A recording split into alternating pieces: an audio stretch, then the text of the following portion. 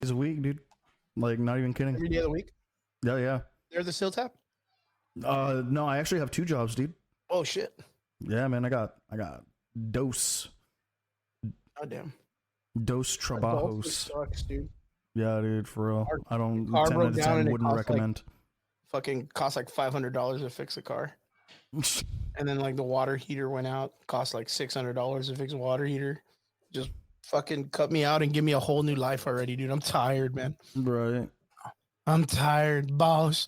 I'm tired, boss. That's too damn bad. I'm telling you, man. It's fucking. Ugh. Yeah, dude. 10 out of 10 wouldn't recommend. Wouldn't recommend life. Wouldn't recommend. 10 out of 10. Let's get it, boys. Woo!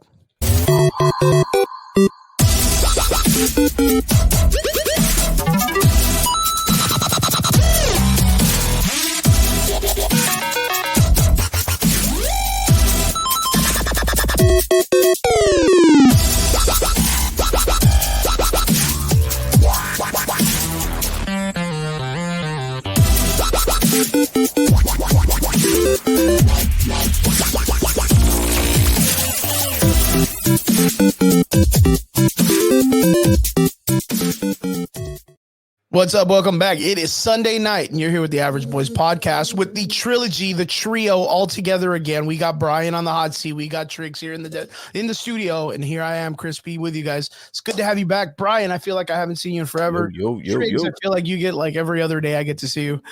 Dude, for real, man. I'm if I'm not doing one thing, I'm doing another.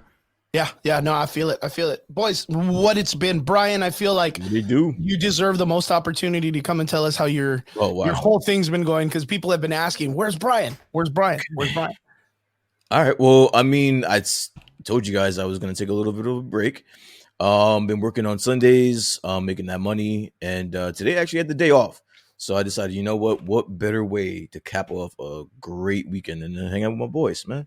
Indeed. You got to do some traveling. We got to give you a shout out. Yeah. I traveled to Arizona last weekend, I should say.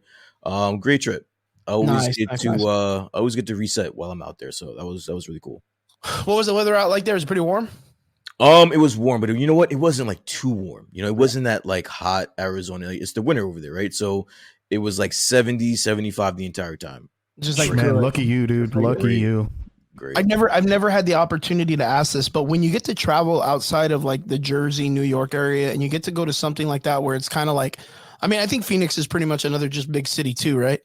It's a huge city, yeah. Yeah, it's huge. I was gonna say, like, do you get a lot of that, like, you could kind of smell the pollution like clear up in the air kind of thing? I mean, you mean like if it's similar to New York? No. The answer to that, because New York is like one of a kind. So I don't care what city I go to, it's not going to resemble what New York is. That's a totally different beast from any city that I've ever been to. But but you know what, Phoenix, it's like its own vibe, and that's what I appreciate about it. So like when I leave New Jersey, New York area, that's what I'm looking for, you know. And question, why is it so expensive to get to the fucking valley? Why? Dude, I have no idea, dude. It's so hard for us to get out of the valley. Yeah, we really are like our own little country here. It's so fucking expensive. It's so mind blowing, because like my whole plan was, because I've been off the last 3 weeks. My oral surgeon that I work for, he was off for the last 3 weeks, which meant that I was off for the last 3 weeks. And so I was planning on trying to do something where I'm going to Arizona, but before that, I would go to like, you know, the valley to come check you guys out and hang out for a little bit. But dude, that would have been so sick. I'm looking at the fucking prices. I'm like, it cost me just as much to get to London as it is to get to fucking the Texas Valley. We're like the Dubai of the United States, bro. I'm sitting there like, what the fuck is out there? Why it's so expensive? Like, I get it. You got to take, for me, I got to take 2 planes to get to you guys, which is fucking crazy. Fucking insane, dude. But I get that part, but it's like $700 to get there. That's bonkers, man. That's so weird, because I've never heard someone like tell me the price. Do you know where you can fly? Like, do you know where you can fly for $700, dude? Like somewhere where there's cooler shit. Yeah, supermarkets, man. At least to put it lightly. to put it like it's cooler fucking places just in general, man. Wow, that's wild. I've never heard someone tell me that it's hard to get to the valley because of the price.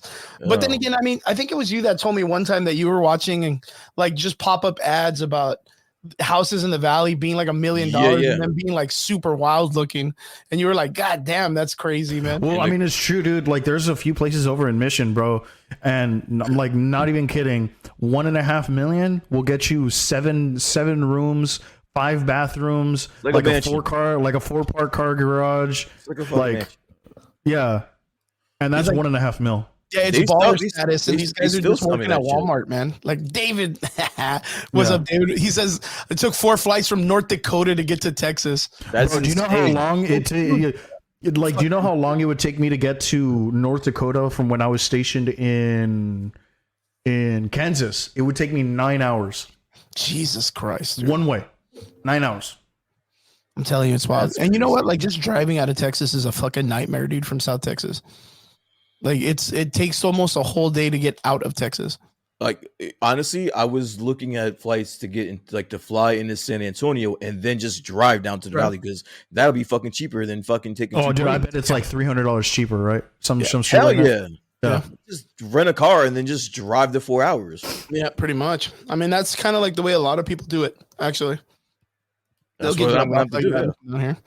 The only 2 ports that we have here for airplanes are Harlingen and McAllen. And McAllen. And I think the Harlingen is. I think the Harlingen is cheaper. No, that's what I'm talking about. The McAllen and then the Harlingen airports. Yeah. Those are both just as equally as fucking expensive. And they're shit airports, bro. Like McAllen, I've been to McAllen. I've been to McAllen. It's literally like the size of like my fucking house. Public library, dude. Like it ain't shit, dude. It ain't shit. It looks like a bus station, man. But they got fucking. Dude, the bus station's bigger. Yeah, I wouldn't doubt it. Yeah, I wouldn't doubt it. But man, that's fucking crazy. $700 to get to the valley. Yeah, just for comfortably, peace and quiet and a lot of driving space. Yeah. Like because nothing's close together. 45 minutes and you're still in Edinburgh. Like you know what I mean? It's just wild as shit. But man, and that's with light traffic. Yeah, there was parts of me that were like, man, Brian's just like right there, man. Like a whole not fucking right there, bro. Like it looks like it's right there, but it's not, yo. Like you are, but you're not. Like you're not. You know, yo, it's funny because like able for me to get. Let's say I went to Arizona first, right? Because I looked this up too. I thought about breaking it up to where I would go to Arizona first and then hit, the valley before I came back home, and then it was so much. You still had to take 2 flights from Arizona to get to where you guys are. For some reason, there's no direct flights from Arizona into McAllen Airport, so I would still have to fly all the way to fucking, I don't know, Dallas or some shit like that, and then fly over. It's crazy. Oh, that's crazy. Yeah, dude, let's do a hot Cheetos and cheese fundraiser so we can bring fucking Brian down. Dude, Takis or some shit like that too, dude. Yo, that's my boy Jeremy right there. Shout out to Jeremy. Saw the fucking movie twice already, dude. That's badass. That is commitment because that is 6 hours that are just gone. They're in the fucking. But well spent, just so well spent though, dude. It's well spent. We'll get to that, but yeah, we'll get to that later. But Jeremy has been on the show with us before. Shout out to Jeremy, and he's very critical like us when it comes to film and holding studios accountable for making good films. And every movie I feel like Jeremy has seen, and every time I see a comment he leaves, like in the last couple of months, has been like, well, that was a fucking waste. Trash. Guys, it actually wasn't that bad. Are you sure? Because it was trash. It looked trash. When I saw Jeremy's post where he's like going to watch this movie a second time, I was like, all right, fuck, I got to see it. Like, I got to see it now. Like, I have to because, of course, like we talked about it before, that experience of going to the theater pre-coronavirus and enjoying ourselves at the theater and really having fun, like that feels like something that's been long and gone for such a fucking really long time.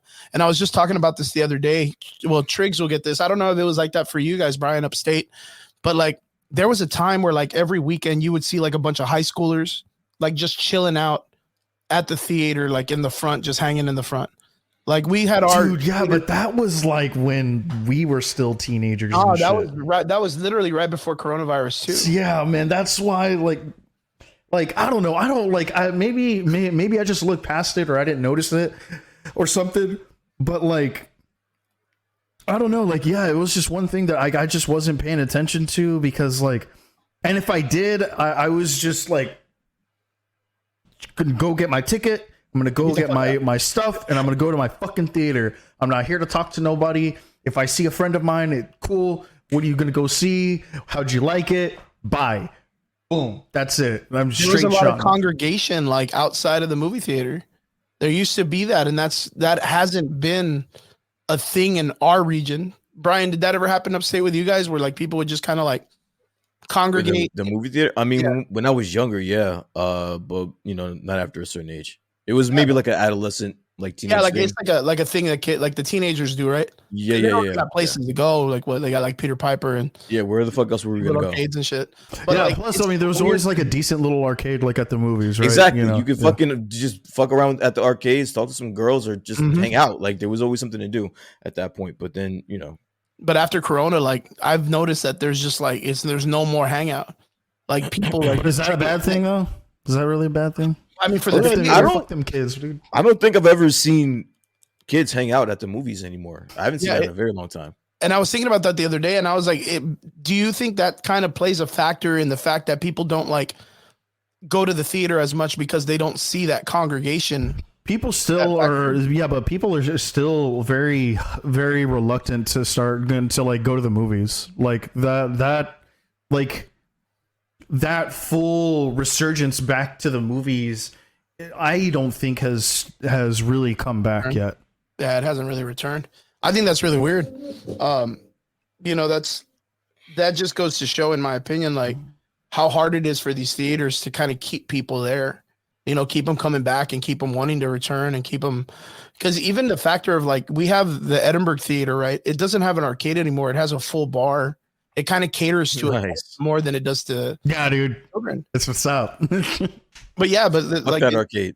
Yeah, fuck them kids. Yeah, fuck them kids, dude. Fuck them kids. But again, it doesn't give these children a congregation place to kind of like accumulate. These kids got Fortnite, dude. Let them congregate there. Where? Yeah, but that's kind of. Dude, let them congregate. Listen, there. I like Fortnite as much as the next person, but I mean that playing with your friends at the arcade, or at the movie theater, that's like something special. Yeah, that's like something special, bro. Yeah, and that's what I kind of noticed the other day. I was kind of like, wow, like there's not kids at the theater anymore. That's like a fucking Goosebumps episode where like the kids are missing. Yeah. Like they don't really go out as much. I mean, Peter Piper's always banging. You know what I mean? Next time you go to the movies, if it's somewhat within like the 6 p.m. later, just see how many people are playing the fucking video games anymore. Like if there are any in your place. If there are any video games. Yeah. That alone is kind of one of those things like, is this one of those places? Like, because down here, they don't really have arcades with video games anymore, except for I think Callan. We still have arcade rooms and places, but we don't have them like inside the movie theaters like we used to. Yep, we do. It's called Ham's Arcade, man. Shout out to Ham, our boy. Comes in the arcade. He has like a legitimate arcade. Dude, yeah, I just want time off so I can go, dude.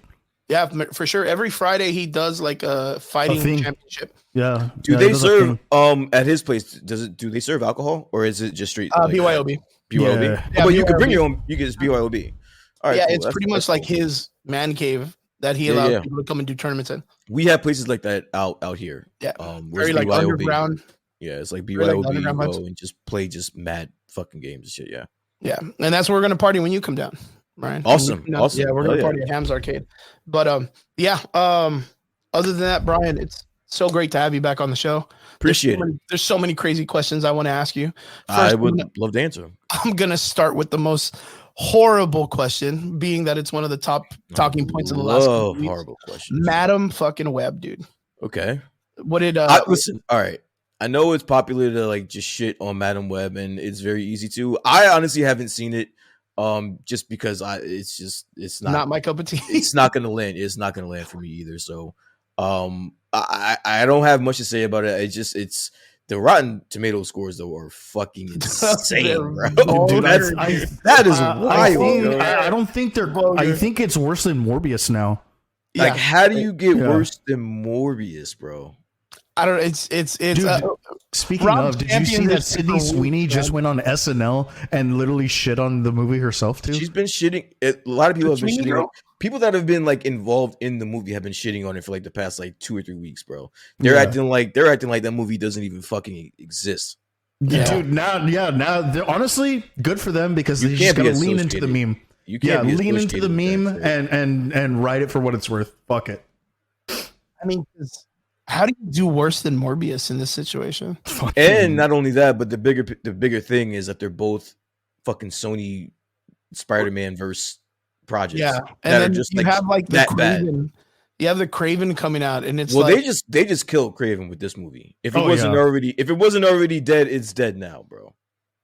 yeah, oh yeah. Robert had told me that the theaters they had merchandise to give out, but the theaters were told not to sell it. They were told not to give it away. But they told Rob it was because better off apparently there giving was it like away. a picture. There was like an inappropriate picture or something that was in it, which I think is bullshit. I think they were just trying to like, don't give any of the merchandise away. We're gonna give it back and try to at least save some money. You know what I mean? Yo, Yeah, I don't what's know. up, Eels? Good to have you on the show, man. Good to see you, my man. But yeah, Madam Web came out.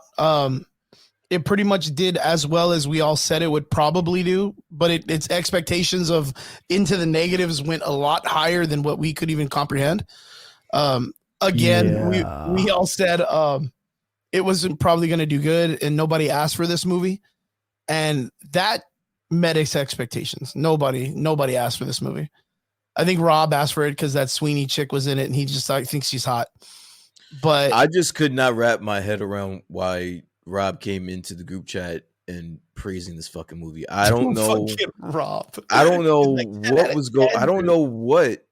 Yeah, Biggie. man. I don't know what you were smoking. I don't know what that. but I don't know what that was about, brother. Like, Giving it a 10 out of 10. 10 out of 10. You know what? And it's so wild, man. Yeah, he was like, "You're a racist if you don't like this movie." Dude. yo, but I knew You're something was up. I knew racist. something was up when I was asking Rob. I'm like, all right, so what did you like about it? He could not give me an answer to save his life. Bitches. I was like, all right, I got it. Bitch be wildin'. Yeah, dude, He's like, bitches. I like was their like, courage. And it's like, what do you mean you like their bravery? What do you mean? Yeah, It's like, what's brave about fucking I just being liked a it, dude. movie It was geek, cool. man? I just liked it, man. It was cool. He's like, I dude. said it was okay. It was admirable, man. Yeah, it was admirable. He came in the chat lit. Yeah, dude. Dude, that is so wild, man. Oh, I got a chance to watch Echo now that Eel said that. I finally got a chance to come around and watch Echo. Oh, okay. So how did we feel? Shit, man. Normally I Yeah, want to not the cape. audience. Normally I'll cape for like I'm probably the only one of us that capes or tries to cape for like the Disney Plus shows, but That's hard. that one was rough to get through. There was some good parts in it though. I will give them Yeah, that. but there Yeah. weren't very many. There was definitely some good parts, but then they just lost me at some point. What do you think that That last episode was kind of fucking gnarly. it was so all I over don't, the place. yeah, I don't know what the fuck that was. Yeah, it was all over the fucking place. It wasn't good. Even That's with what it was. Phoenix, I You went know in what there thinking about the comic book a little bit, right? And I was like, Okay. nah, she's gonna be like the Phoenix or some shit. Yeah, But yeah. again, she's just deaf, like, and she can copy like some, like she's like Taskmaster. She can copy like some. You know what it was? It wasn't enough fighting. If there was more fighting, I think it would have saved. Well, that's what the trailer like made it seem like, that Yeah. we were just gonna be like, the If it whole was fucking more time. fighting and less dialogue and less of that shitty ass fucking storyline, that would have probably saved it. Yeah, but then again, it's like there was a lot of shit that didn't make sense when they were fighting too. Like But there at was that this point, I scene- didn't care. I just want to see some fighting because I'm tired of watching you guys talk. So just fight. Well, yeah, no, I understand that. Like it needed more action, like base action. The Like, little that I we was got was hoping, really like, good. I was hoping like Winter Soldier action, like a little bit more like You're not not getting that from over no the Disney top. Plus fucking Yeah. show. yeah. You're not I getting just didn't want over the top action. Never. But there were just scenes like there was a scene where when she's fighting Daredevil that she's not looking at him and he throws like a punch and she like dodges it without looking, and I was like, wait, I thought she was like, how did she fucking feel that coming? That's not her power set, is it? Like she can't. Because she's deaf, dude. Yeah. I just 'cause she's figured. deaf. I just keep Listen, telling you. that part I bought, but I don't know why they had me so pumped up for Daredevil. He Daredevil. was literally in it for like 10 seconds, and then that was it. True. I didn't find that to be too bad because I didn't want it to be like a cash grab by them just using him. So I was like, okay, let's see this character like carry her own weight. Like if they want to push on this character, they want to be exclusive and they want to be indoctrinated by showing the Native American culture. Like we shouldn't really need Daredevil too much. Maybe a nice intro, maybe a nice, tip of the hat, carry on, do your thing and go. But like, he just like shows up, whips her ass and then like just kills everyone else in the room.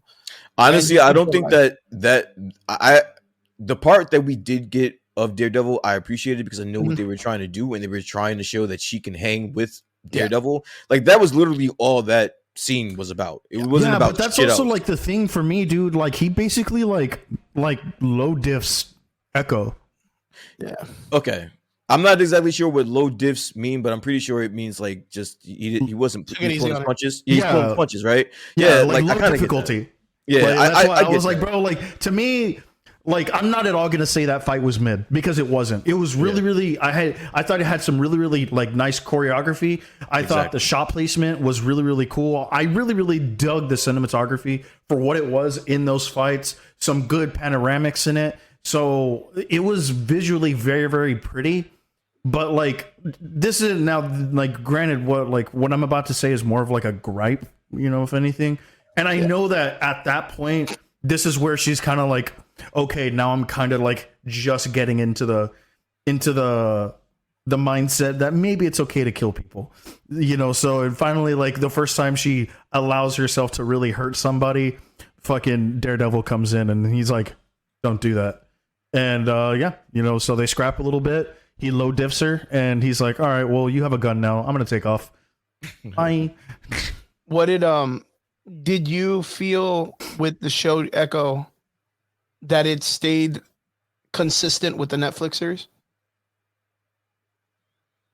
Yeah, I think the only connection that they've had between the two that I saw was the part of Kingpin and killing his dad with the hammer. Like he's got the hammer in both shows. So like it kind of that's the only connection that I see between those two shows. And how did you feel how they utilized Kingpin, Vincent D'Onofrio? D'Onofrio. Yeah, I was D'Onofrio. But yeah. You put some respect on that name. I liked it. No, I liked it. I liked it in Netflix more. But I didn't hate it. Oh, okay. Yeah, for me, I feel like it was a very watered down version of him. Yeah, it's definitely not the same version, and I think they said that. I think they said that before the show even came out. That but that's the thing. They backpedaled on that, and they were like, "Oh yeah, no, that's canon." I think Charlie, what's yes, Charlie Cox originally said that no, they're two different. They're two different things. But no, someone came out not too long ago and was like, "No, they canonized it." It's canon. No, that's what I'm saying. Like it's canon for sure. But the versions of the characters that are being played, I don't think they're identical. I don't think there's any connection there. Yeah, and it's kind of weird because, like, like you said, like it was asked to Kevin Feige, and Kevin Feige said yes. The characters that are coming out are canonically from the Netflix series, but when you see them written out, they're like, the Daredevil character is a little bit more playful. The Kingpin character is a little bit more. Daredevil's a perfect example as well. He was in She-Hulk, and he wasn't the same Daredevil. I'm sorry, like that wasn't super. But I did call that particular thing because before Echo came out, we were talking about it, and Chris had asked like, how is it that they're going to like make that connection with Echo and Daredevil? And I was like, dude, the only way that they can do that is that this is like a flashback thing. And, it was like, well, because like he has his red suit now but canonically now he has a yellow suit. And I was like, yeah, this has to be like early Daredevil, like when he like just got the suit and stuff. And like she happened to like meet up with him and boom, no shit. We called it. Like I called that. And then he was like, dude, watch, she's an alien. She's an alien. And no shit, the first 30 seconds, she's a fucking alien. And I was like, Dude, we're prophets. That's what it is. They combine it with the What If show with the fucking characters that are the Indian tribe that had never been introduced in Marvel before. So cool on them kind of creating like a new origin story on, bringing the Native American culture into it, then bringing like a cosmic backstory. It's very much like the way they did Namor, where we didn't think it was going to be really great with the turning him Spaniard and shit, or Mexican or whatever they did, Aztec. And it worked pretty well. So like, I kind of dig the idea that they added like this whole new culture to the landscape of the Marvel universe. But the only thing that makes it kind of weird is that now you have a whole new power set of characters that are pretty fucking powerful for no reason. And where were they during the Thanos incursion and all that other shit happening? You know what I mean? So like, it just goes back to the Eternals, like the problem with the Eternals. Okay. Yeah. So yeah, it's super wild, but yeah, I kind of felt like the way they handled Vincent D'Onofrio's character was not well, because it wasn't bad though. Like, I don't want to shit on it. I don't think they did any like damage to the character. I just don't think he was the same version. He was way more fucking off the hinge in fucking in Netflix. He was just like, he was always on edge, and the Echo shit, he seemed not like that. Yeah, he seems real. I wouldn't say watered down in the Echo show. I would just say that they made him a little bit more naive, like a naivety to him. Because even I wouldn't even say that. I while they buffed him, they also nerfed him at the same time. They nerfed him. That's what they did. That was That's exactly what needs to be said about that. They nerfed him. Yeah. They gave him a physical buff, but then like at the same time they made his character overall real nerfed. Like, it was like, okay, cool, because this dude straight took a bullet to the face. Yeah. And was just that was wild, bro. He took a bullet to the and he got hit by a car. Yeah, like point blank range right before point blank range, and not only did he survive that, is on the mend. Yeah. They never quite that, and that's the thing. Like, that was some comic book shit right there, bro. Yeah, no, it was. There you go. Now we finally got our comic book shit. There you go. Now we finally got it. But like, it's so weird because it's like he's super underutilized, because he does that kind of shit in the comics. Yeah. Like Spider-Man beats the fuck out of him, Daredevil beats the fuck out of him, Punisher everybody's beating the fuck out of this guy, and then he ends up at like the X-Men gala, married to fucking Madam whatever the fuck his wife's name is, who's an X-Men and can get into Krakoa, and like then he's just like the most devious, like he's like a Doctor Doom, like except he doesn't do magic. He's street level. He's street level. Yeah, I feel like you don't get that vibe. We don't get him like that yet. And I think we'll probably get that during the Daredevil series, which I'm hoping that they utilize it more. I think the Echo show, like you said, like it was a ride. It was a ride. It's kind of interesting. I kind of see where they want to go with her later, but yeah, that was pretty dicey, man. That was pretty dicey. But what'd you think overall? Mids. For the Echo show, like what would you give it in the sense of a rating? 5. 5, yeah, fair enough. I think we were all like 5-6, like with it, right. And like I think I was like soft 6 or some shit like that. 5. I'll give it 5. What it do? Black Pecker fact checker. Man, dude, Wrong Hole Rick is still in the comments doing the crazy titles. It's good to see you, man. Eel says, "What's up, Brian?" Dude, that guy's our best friend, dude. Yeah, he's the best. He's the best name maker. Speaking of things that are awkward to the visuals, this past week, we got the reveal of something that was quite interesting. Some pictures from a magazine about one of the coolest reboots we're ever going to probably not want to see, but the Crow Reboot pics got released. Bill Skarsgård, all t-shirt. I am extremely just eager to find out, Chris, what you have to say about this. I thought it was comical. I mean, I don't know. I can't really judge it way too early in the sense of what they're going to do with it. And there's so many like white knight people coming out to try to defend it. And it's hard because. Okay. So defend what? Why don't you explain to me and our listeners, what are they defending? So a lot of the slack that they're getting is the way the character looks, and how, of course, they're being compared to like Eric Draven's, Brandon Lee's character, the long hair. He's got like the everybody's calling it the haircut, the Edgar cut, which is very prominent right now, which is a mullet with a Latin in the front. And then a lot of people are out there being like, oh, well, it's based off of this comic book line's character. But the director already said, he came out and said that it is the Eric Draven storyline, which is based off the, Brandon Lee and Mark Dacascos' characters and stuff like that. So it's a very interesting take on what it is they're doing. Me, myself, I'm just like everybody else. Like I'm a fan of the Crow. Like we're all fans of the Crow, and I think it's more based on the Selena factor, which is like Selena was, of course, this famous, growing Hispanic international singer when we were growing up. And then she was shot and killed by another lady, Yolanda Saldívar, who was a fan. And then all of a sudden, all her record sales went off the roof. Everyone wanted to know who she was after that. And I feel that's the way the Crow was. If Brandon Lee would have survived that movie filming and the stunt accident that happened, I feel like it would not have made as much success as it would. Because that was like Blade. That was like, Queen of the Damned. Like there was just so many things that were going on at that time, which are the same format, that I feel like the movie would have been good, but it wouldn't have been that great. But since he passed away, a lot of people got behind it and think it's like the greatest sliced bread movie ever.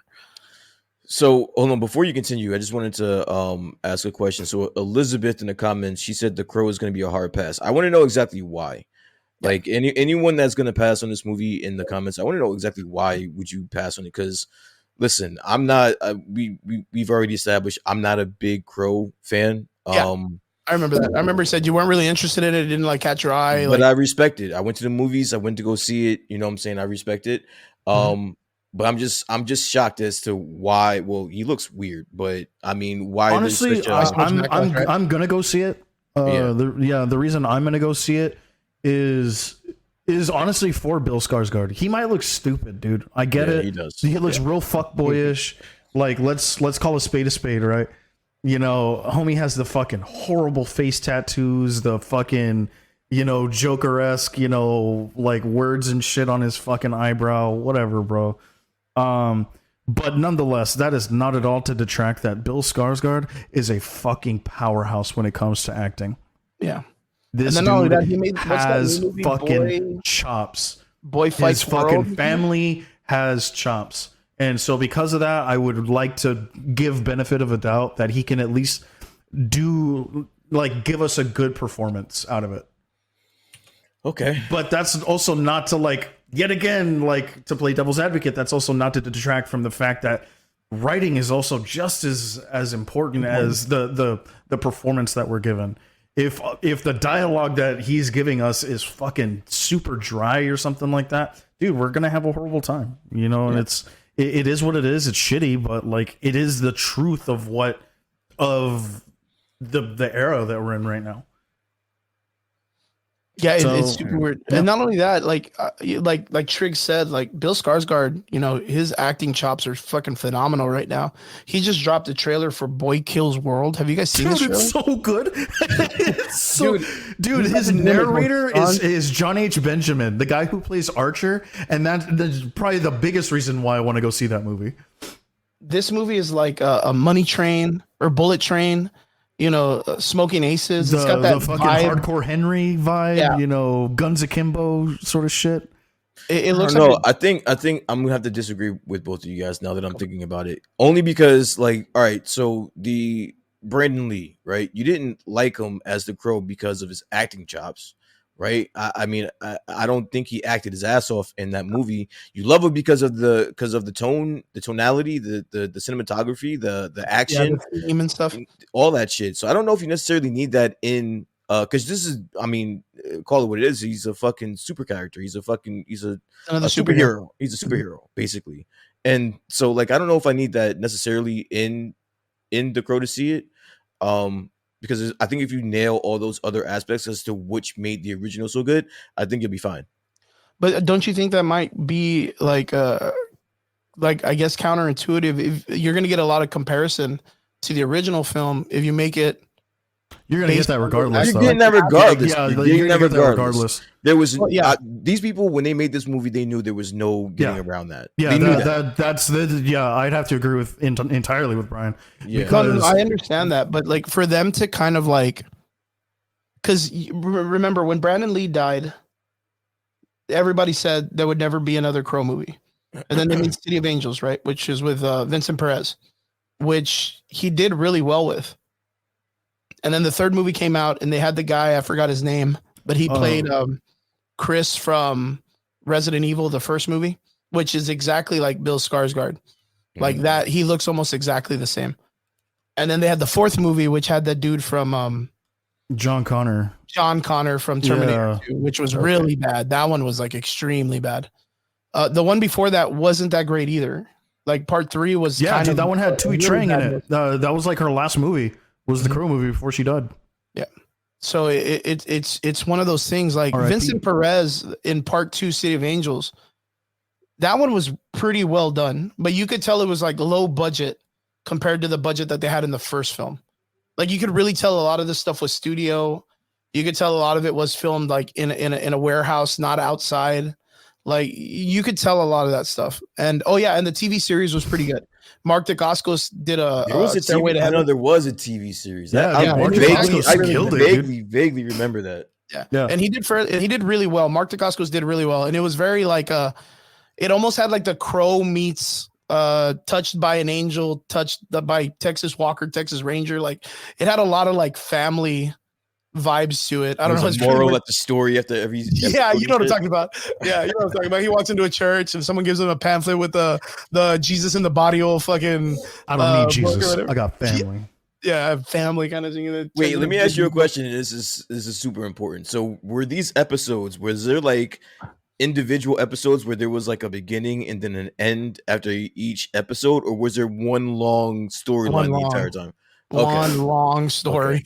That's not entirely true. There were some isolated incidents, like shit. Like, kind of think of like, I'm not sure if you remember this or if you were ever a big fan, Brian, but like Highlander.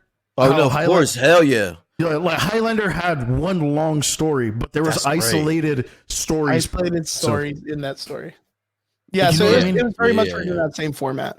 Highlander was on for a long time, bro. And they're making a remake, dude. Yeah, dude. Yeah, they're making a remake. Henry Cavill, of the movie, of the movie or the show? Making a remake. Oh, I want to say the movie. Yeah, the movies. Yeah. He's gonna play fucking Duncan MacLeod, boy. Dude, I don't know who he's playing, but I know he's gonna play MacLeod. Yeah, it's either Duncan or Connor. I remember growing up, my uncle being obsessed with fucking Highlander. Like I literally saw every fucking movie. It was a great watch, man. That was fucking awesome back in the day. That's crazy. But for me, it's one of those things. Like I didn't just watch the Crow movie, the first one. I wanted to see what they were going to do after. Of course, like in my mind, I wanted to see if they were ever going to be able, because I like the Crow as a story. I thought it was a great superhero story. That idea of death coming back to give you a chance to get revenge. I think that's a great story. Like, giving the people the opportunity, especially like from the first movie being where it was like a couple and then they get like, they fucking get murdered and killed and the wife gets, tortured and whatnot and all this stuff. And then he gets his return and all that stuff. And then you have the second movie. Sounds like every fucking badass superhero ever. Which one? That story. Punisher. Yeah, I mean, it makes for great. It's like every great superhero story that return. That's like Punisher. No, the ones that'll probably kill you. Those are like their story right there. Yeah. And then don't kill families. Yeah. Just don't do it. When they die violent deaths and right before they watch you're going to get it. Yeah. Someone's coming back. They're going to come back and they're going to They're going to get theirs, man. You're going to get it. Spawn is a great example. Like that's exactly Spawn's story. Yeah. Spawn was almost identical to the Crow story. Yeah. It was almost identical. And then you had like part 2, like I said, where it's the father and the son who witness a murder. And then that crew that sells drugs catches them, throws them. They tie them up with a bunch of shit, shoot them and throw them in the river. Yeah. And then they both drown. And then the father comes back and then he, pulls the son out of the water and has to go get his revenge. And that was the increment that you got to see them introduce the Snake character, which is the antithesis to the Crow. which was the villain of that story. He wounds the crow, the bird, drinks its blood, and then gets some of the supernatural powers. And then he's able to fight back against him, which is like, it introduced like a villain of same attributes, not just a guy with a sword in the beginning who has like a weird Asian girlfriend or sister or whatever it is. Like you have like a dude that's really like, yeah, that was a great story. And then, like I said, it wasn't the first time. This isn't the first time that they've ever tried to reboot the franchise or continue the story. And that's the problem. That's why, like, earlier this week, I made a post about it and I was like, it's not the fuckboys who ruined this movie, or the fuckboys have ruined this movie, because it's not the story of the crow that's ruined. It's the people writing the story. And so is that your biggest gripe? Well, we haven't even seen.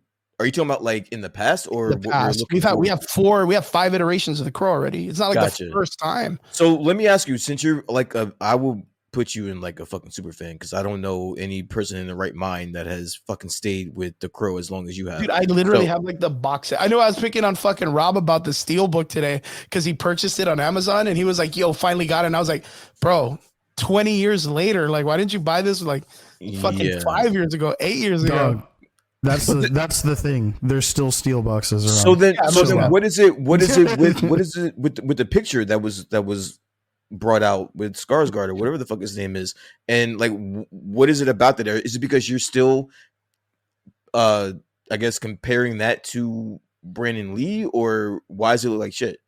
I think because it falls into the format of what people think are like rebels now, which is like that weird fuckboy image, like the tattoos on the face and the mumble rapper kind of fucking white boys, fentanyl dudes, like sitting in the back of the bus kind of shit. Like those kind of guys, boy. Like it kind of like it predicates that idea of the rebellious nature of youth. And that's like what Hollywood sees as yo, this is what a street kid looks like now. Yeah. And I think there's people that resonate with the story of the crow. Like, I think there's a lot of people that relate to it. I don't say they fucking, I'm not fucking trench coat mafia dudes trying to fucking walk around Walmart with paint on their face and shit. Maybe but they're like, island boys now. That resonate with the story enough that they're like, I don't see him this way. Which is equivalent to the dudes that's like instantly everybody was like, look at this Dollar General Jared Leto Joker character. Because but again, what are you basing that? You're just basing that off of your particular taste, everybody's or just the iterations that you've seen of him in the previous whatever fashion. Okay. Yeah. But the thing is it's like I said, if I was to show you right now, I'll pull it up right now. The character from Crow 3. See, you're still going to be comparing him to a different. The reason why I bring it up is because of the fact that's where everybody's argument lies. Because everybody's upset about the look of the character. I don't care about the look of the character. What I care about is the fact that this story's been around for like 10 years. Okay. And this past year, they barely locked down a fucking an actor for the role, and it was originally supposed to be fucking 50 Cent. For what role? For the Crow. He had bought the rights to the film. Okay. And he was supposed to be the original idea. So this is the guy. I would have paid money. It's not that far-fetched from what we're looking at right now with Bill Skarsgård character. Maybe he finally died trying. Like short hair. Like it's right there. Like it literally, you look at Bill Skarsgård, that's literally the format. It's literally the hair. If you were just to cut the sides off like short. So then why is everybody tripping then? Like if there's a everybody only recognizes because everybody only recognizes Brandon Lee as just the Crow. And there's been so many iterations of the Crow. I mean, fucking Edward Furlong. Look at this fucking weirdo, dude. That's my buddy. I like it. This movie is ass, dude. He's batshit crazy. Yeah, now he is. Dude, Tara Reid and fucking the dude who plays Angel. Tito fucking David Bazinat, Boreanaz or what? Dave Boreanaz? Boreanaz, yeah. Boreanaz. Oh fuck, I can't even say his name. Dude, he was Satan. He was literal Satan in that movie. Look, this is literally MGK, dude. Like that's literally fucking. And so wait, people hated this movie. I mean, it's a third one, right? So people hated this movie though. Nobody cared to watch it. There's a lot of people that just didn't fucking watch it. He didn't do that bad. This guy, this actor guy was really famous for nothing. I wanted to say something cool, but I couldn't. Like, I'm not gonna say Resident Evil 1 was a fucking, killer movie or whatever. But he was famous for nothing. Really nothing at all. Not even to be a dick, but he came out in Resident Evil 1, the film. Okay. And he came out real fucking fast. Yeah. Like, and then he just got kidnapped, and then later on he's the fucking my shoulder or whatever the fuck, and then turns into like what's his name? So wait, which actor is it? It's not these guys. Okay. The guy it's this guy, but I'll pick him up right now. Let me see. IMDb, Salvation. God, I couldn't even remember his name. Let me see. I'm not cast. sure who it is anyway. Yeah, Eric Mabius. First and last movie. Yeah. First and last movie, yeah. Look, he's right there. Look. Okay. Yeah, look. He was this dude. Who? Okay, yeah. Do you remember the first Resident Evil movie? Or something like that? Barely, bro. Barely. He was the one that was in there. Yeah. He was like the boyfriend or something. And then he gets picked up and they fucking inject him and then they kidnap him and all that shit. Well, from this movie, he went to go do that Crow film. Got it. So, isn't he the one who turned into fucking Mr. T or whatever? Yeah. Or fucking like Omega Nemesis, like look at how successful he went Skarsgård or whatever. Skarsgård. Look at how successful he went off to be, dude. And now they're making Bill Skarsgård look like him. I mean, it is kind of a flex, though, if you think about it. He was like, bro, I was a Crow, and I was in Resident Evil. I was a Crow before Bill Skarsgård. Yeah, dude. Like there's the homie right there, dude. Mark Dacascos. Look at him. Look at him. Everyone looks so edgelord in these, dude. It's so bad. And you guys were actually watching this shit? Yeah, yeah, dude. He's like, hell yeah, dude. Hell yeah. How do I say it? Yeah, it was a weird time in my life. Yeah, dude. I mean, we ain't proud of it, but we watched it. It's cool. It's cool. You own it. I appreciate it. Yo. Like so there's just a lot of people that are just like, you look at this and you're like, for reals, bro, like he's got to have the Illuminati tattoo. I mean, everyone from what I know is making fun of this tattoo, which is like his nipple is like the eyeball of one of the faces, which I don't quite get it, but I hope there's like, just to piss off people in the fans, like in the people watching it, like he explains why he has a tattooed eyeball nipple or whatever. Yeah, maybe it's the no regrets thing. There's no regrets. When is this? No regrets or whatever. When is this movie supposed to be coming out? Like next month, dude. No shot. I'm not even kidding. Dude, no shot. No shot. Let me get it up right now. 2024. We're looking at fuck, they don't even have it. That's what's gonna scare February 24th. I would say if there was a lot of backlash for the pictures, there's still time to fucking fix it. Rethink that. Yeah. Yeah. But if they're coming out next month, this is a wrap, bro. Like, this is canned already. June 7th. June 7th. Yeah, it's probably canned already. It's ready to go. It's locked and loaded. No fucking around. Remember, we heard this like last year that it had already knocked out. Like, they already filmed it. You remember this, right? They were just. We had that conversation where we were like, "Oh shit, the Crow!" Like they apparently filmed the whole thing, like Bill Skarsgård and all this shit. And we were like, "Wow, like." That's kind of weird. That is. See, Elizabeth gets it. She said, like Sonic. That's exactly what I was thinking about because that Sonic shit caused a fucking shitstorm, and they changed that immediately. Yo, I love the internet for that shit, dude. They fucked that whole. They trolled that whole. That's got to be like top 5. The whole studio, bro. Dude, that's probably like the only time like the fandom was like seriously. We're right. We're right. You're wrong. That's got to be right. You're wrong. This will work better. Top 5 internet fucking bully moves I've ever seen. Right? You're like, dude, everyone's like, no bully. That's like top 5, yo. That's a whole internet, man. Top 5. I've never seen someone get bullied so quick and so like wild, dude. And you know what's fucked up? It was months. It took them months to do that. Not years. It took them months, like 2 months. They didn't even move. You can barely even find that original trailer anymore, much less like. No, you know what's even more fucked up is the fact that the studio changed it And people were like, okay, good. Like, I'm glad you changed it because that other movie would have been ass if you left it that way. And then they used that character in Chippendales, and everyone was like, yo, we want a movie with the ugly Sonic. And I'm like, bitch, you had a movie with the ugly Sonic. Yo. Now you want a specific movie with the ugly Sonic? No, dude, it has to be the ugly Sonic when he's getting fired from Sonic. Yeah. And he's still just the down and out like actor. Dude. They want to see the fucking ugly Sonic failed life movie, like where he's at home. Like the Cantina Band, like when Fredward was like about the Cantina Band. Oh yeah, pretty much. Yeah, it's like I want to see that, like the drug addiction Sonic with teeth and like separated eyeballs, dude. Like, do you know what I'm talking about? Like, did you see the Chippendales Rescue Rangers movie?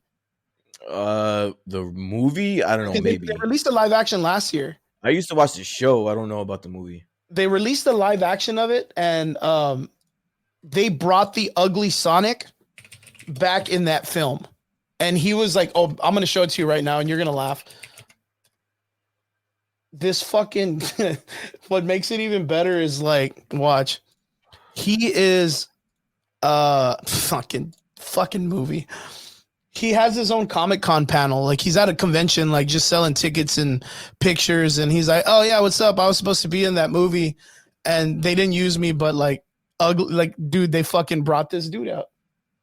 Like, look at the fucking background pictures of like his shit at Comic-Con. And he's just, dude, it's so fucking dumb. It's so dumb, but it's so good. So yeah, in this film, he's doing reality shows, and he goes around with like the cops, and they do like the Bad Boys TV show where he goes around and flies and SWAT team, and at the very end of the show, he helps Chip and Dale by saving them with like the actual police department. Okay. Like, he shows up, and it's like, this is weird as fuck, dude. But people were all about this, man, wanting to get this guy like a whole new film. I don't know what they spent to make Sonic the Hedgehog the first one, but it made 300 million. Oh, dude, it was a baller movie, man. It was good. So, like, that just goes to show you, like, they helped you, the fans, like the hardcore fans, the ones that were in outrage, they helped you make 300 million on this movie. Because if not, if you just ignore them, you wouldn't have made shit for this movie. Mm-hmm. And then that allows you to make 400 the next movie. Look at this comparison right here, dude. The internet just has no fucking shame. Yeah, but that's egregious. Look at that shit. That looks bad, bro. That's horrible. That's fucked up. That's like, why would you do that to Sonic and then put him in my face like that? Like, why would you do that? It's supposed to look more like this too, like where the eyeballs are just separate, like one. Connected. Yeah, one eyeball. Just one eyeball. Yeah, that's super weird when you kind of break it down, right? That first Sonic would have bombed. That it would have been real bad. That'd have bombed. Been bad. But yeah, like it's like that format where like you take something that the fans truly dislike.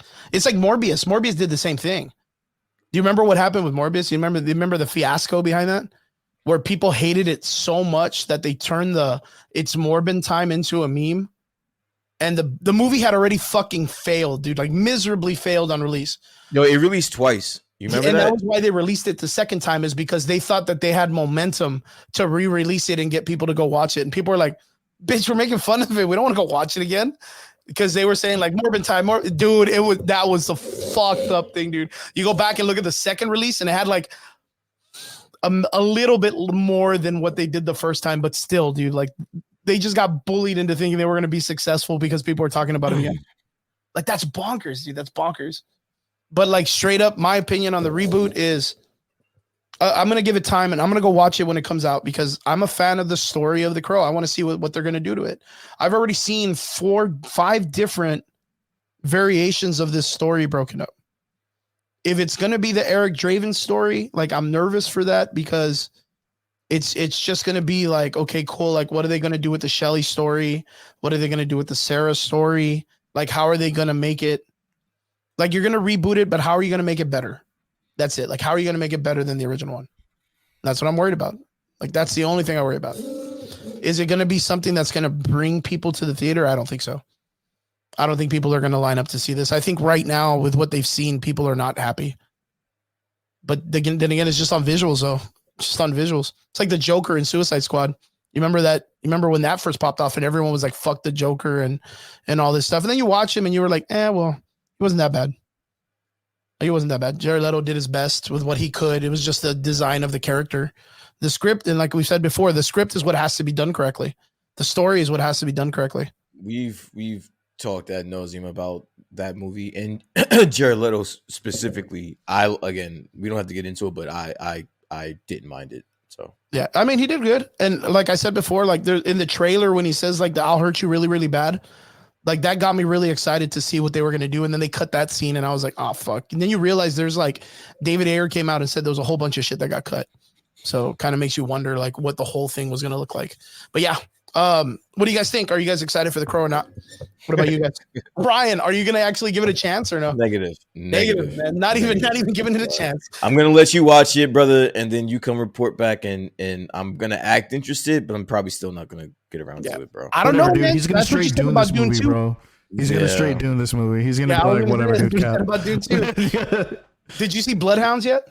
No. No, oh man, dude. Oh man, you're missing out, bro. You're missing out. You're really missing out on that one. But yeah, onwards to the next part. Guys, Brian, Triggs, we got some interesting releases these last couple of weeks. Right. Good talks. Superman, give the information on Superman, his logo. You know, some crazy pictures have been across the internet. We were kind of checking some out earlier. We don't know if you guys are still interested in this whole James Gunn verse shit, bro. Like, is this still a thing? Yeah. Actually, in recent times, what's been good is like they released some pictures of like the entire cast meeting up. You know, everybody kind of just hanging out, like getting to see everybody like reminisce and talk. Dave Bautista, the man, the myth, the legend. You love him, hate him. You love to hate him. Just came out and said, I'm not denying that I would ever work in a superhero film. Like I'll work a superhero film. I mean, I'll work with Marvel and I'll work with DC again, but I'm just done with the Drax character. So like if James Gunn calls me, I'll work with him. If Kevin Feige calls him, you know, he'll work with him too. Dude, I don't know why he's making it sound as if like he had a problem with James Gunn. Are you serious? He was the first one to dick ride James Gunn when all that shit went down with him and Disney. Listen, as far as what I'm concerned, Dave Bautista is connected to some real shit right now, so he could probably show his ass a little bit.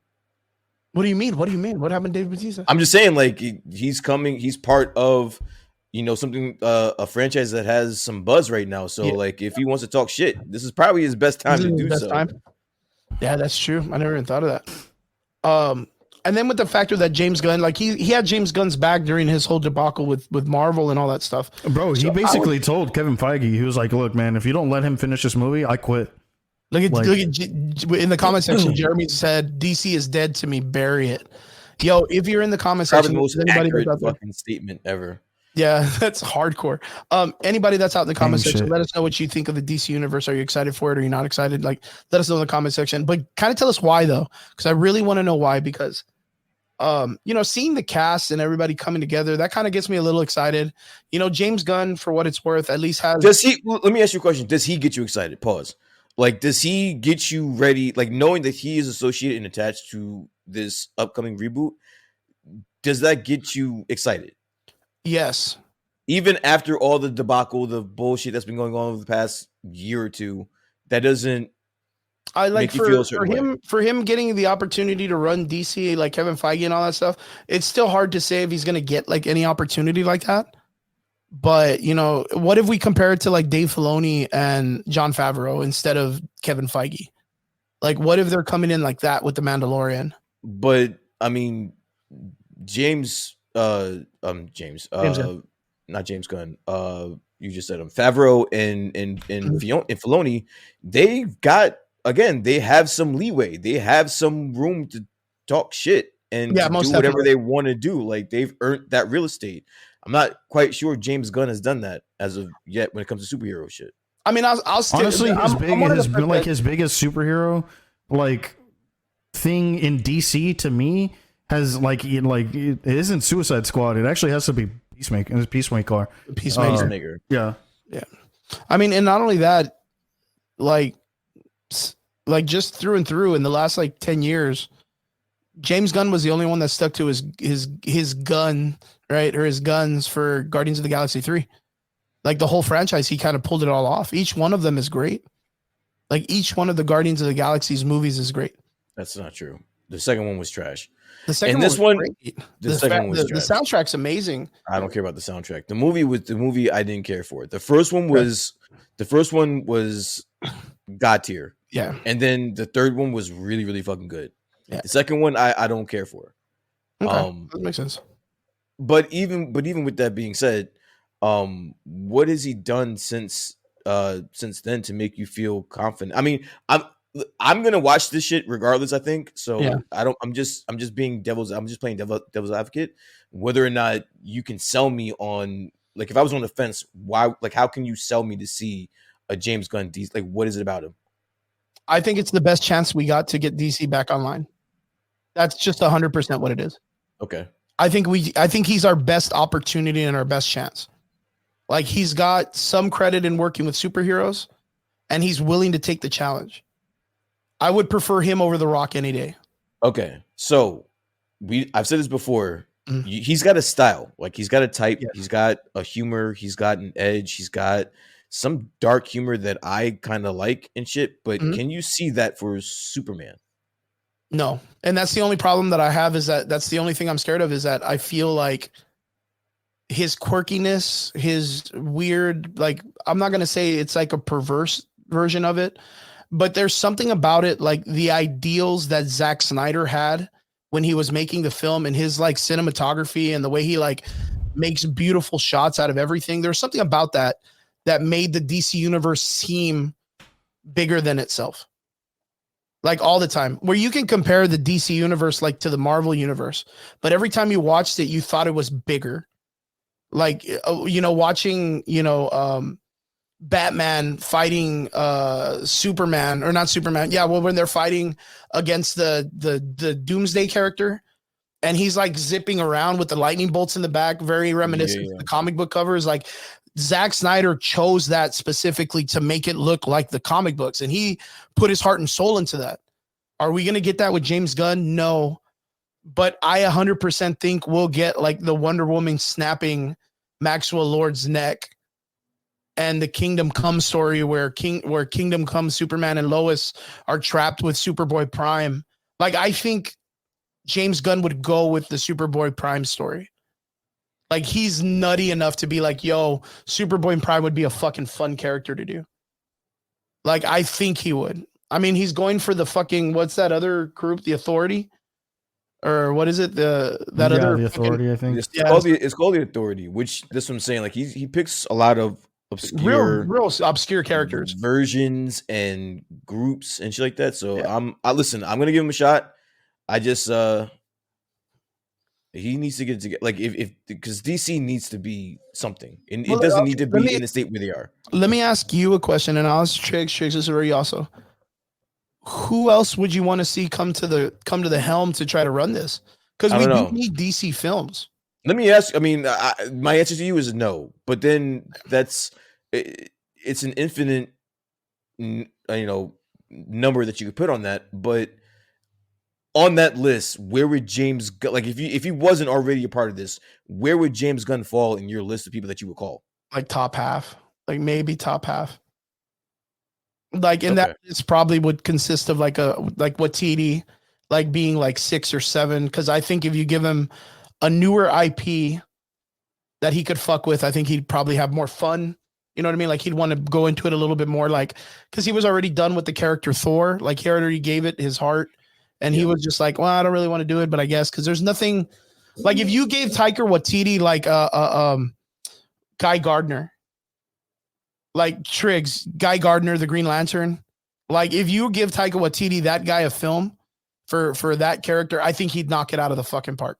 Because Guy Gardner plays that very full of himself attitude where like no one can get him, but he's like second tier to the other Green Lanterns. You know what I mean? Like, he's the dude that's just like the very obnoxious, very loud, like, person, and I think Taika Waititi would do very well with that character. I think they have somebody in their camp already that is perfect for those type of movies, and that's James Wan. I think James Wan would fit perfectly in those type of movies, and he's already in house. You don't even have to. Yeah, you don't even have to go searching for anyone. That was like Shazam, right? He did Shazam. No, he did Aquaman. Oh yeah. He did Aquaman 1, and I think he did Aquaman 2. I'm not sure. I mean, I'm pretty sure that's the thing too. Like, you could even take the same director that did Shazam and do Guy Gardner. Yeah. Because it's like the same type of like weird. That's the same thing with Booster Gold, right? They want to do a Booster Gold film. So like, my biggest concern with the James Gunn universe is it going to be like Peacemaker, where like these characters hold themselves on pedestals, and then you get your Aquaman that comes in and says "fuck you, Barry" or whatever when he talks about fucking fish or whatever. Like, are you going to constantly get little quips and quotes like that between like Batman, Superman, or are these characters going to be like isolated to maturity of the character? Like Batman and Superman are very fatherly. You know, then you have your younger Flash character that fucks with Aquaman, and then Wonder Woman who does her like, you know, traditional stuff. Like, I wonder if he's going to play off of each character's personality traits rather than just throwing them all in there like he did Suicide Squad. No. Like Suicide Squad is just a bunch of mischiefs, right? Bunch of misfits going around just doing weird things, except for Polka Dot Man. Polka Dot Man was funny as fuck. But yeah, I feel like James Gunn is probably the best thing we got going on for it. I wouldn't say he's the best for DC, but he's the best thing they got. Because you don't got any other director lining up to do that shit. You know what I mean? Not of that prowess. So, Triggs, what about you, man? What do you think? I mean, that's a good question, dude. Like what Brian said. Like, who would I have to like helm DC? To helm DC? But so like, let's see. That's a really tough question. I rather pose a different question, Triggs. That's a really tough question, right? But it's infinite. But like, where would James Gunn fit in that list if you were to make one? Which part? The top half, bottom half, middle half? Where would he land? Top half, yeah. Because like, he has done good things with DC IPs. Okay. Like they haven't been like fantastical, you know. I'm not like this is cinema, but I'm also not being like this is trash. You know, I can watch it again. Yeah. You know, I've seen both Suicide Squads several times. To me, so far, the only flop in like the Suicide Squad verse has to be Birds of Prey. Yeah, like, that's that not was really a fucking absolute. That's not a Suicide Squad, right? And that's not Suicide Squad, but still, well, I mean, but that's still the same. But that's still the same. Like, I get what you mean. Universe, you know, like, yeah, that's still the same universe. Zack Snyder, or whatever the fuck. Yeah, like I get it. That's been like the only flop so far for me of like the whole Harley Quinn verse, whatever the fuck you want to call it. I'm on record in saying I'm a fan of the Suicide Squad, both movies, to be honest with you. Yeah, I don't dislike them. I'm not saying like I'm not at all going to be like they're mid, but like each has their merit. I thought the first one was cool as fuck, dude. Me too. I thought it was super cool. Yeah. The second one, I really, really think that for me, Idris Elba carried that fucking movie so hard. Like, I think that guy's back must have hurt so bad after that movie. I think John Cena. I think between John Cena and Idris Elba, but also what's the chick's name? Yeah, Sophia Boo. Yeah, Sophia or Margot Robbie. Or I think her name is Sophia. Something. Margot Robbie. I was talking about Harley Quinn. Okay. Harley Quinn. She did a great job in that movie as well. And I'll give it up, dude. Having King Shark play the way that he did with Sylvester Stallone playing King Shark, like that was the needed comedy for that film. Like everything he did was like gold, like just stupid. It was just stupid all the time. You didn't need it so much from the other characters. Trix, did you have a name in mind for like who you would rather have in place, or did I jump the gun on that? Honestly, man, like only because like, dude, all of his stuff has been hitting. It really have to be Favreau. Jon Favreau. That'd be cool. I mean, I could see that. What about Guy Ritchie, man? I mean, Guy Ritchie's making this movie that's with Henry Cavill. Dude, okay, Guy Ritchie, train, bro. Dude, Guy Ritchie, it would have to be like a street level, bare bones, like heist sort of fucking movie. Yeah. Because that dude kills it at heists. I don't understand. I mean, maybe he's a genius if you talk to him or something like that, but I don't get the Guy Ritchie hype. I like Snatch and I like the fucking Guy Ritchie movies just like the next fucking person, but I gotta say that guy is overhyped, man.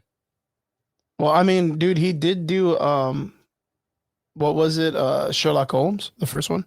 That's cool. And that was a great fucking movie. Honestly, I saw both of them. They were both really good. Yeah. But I mean, I guess.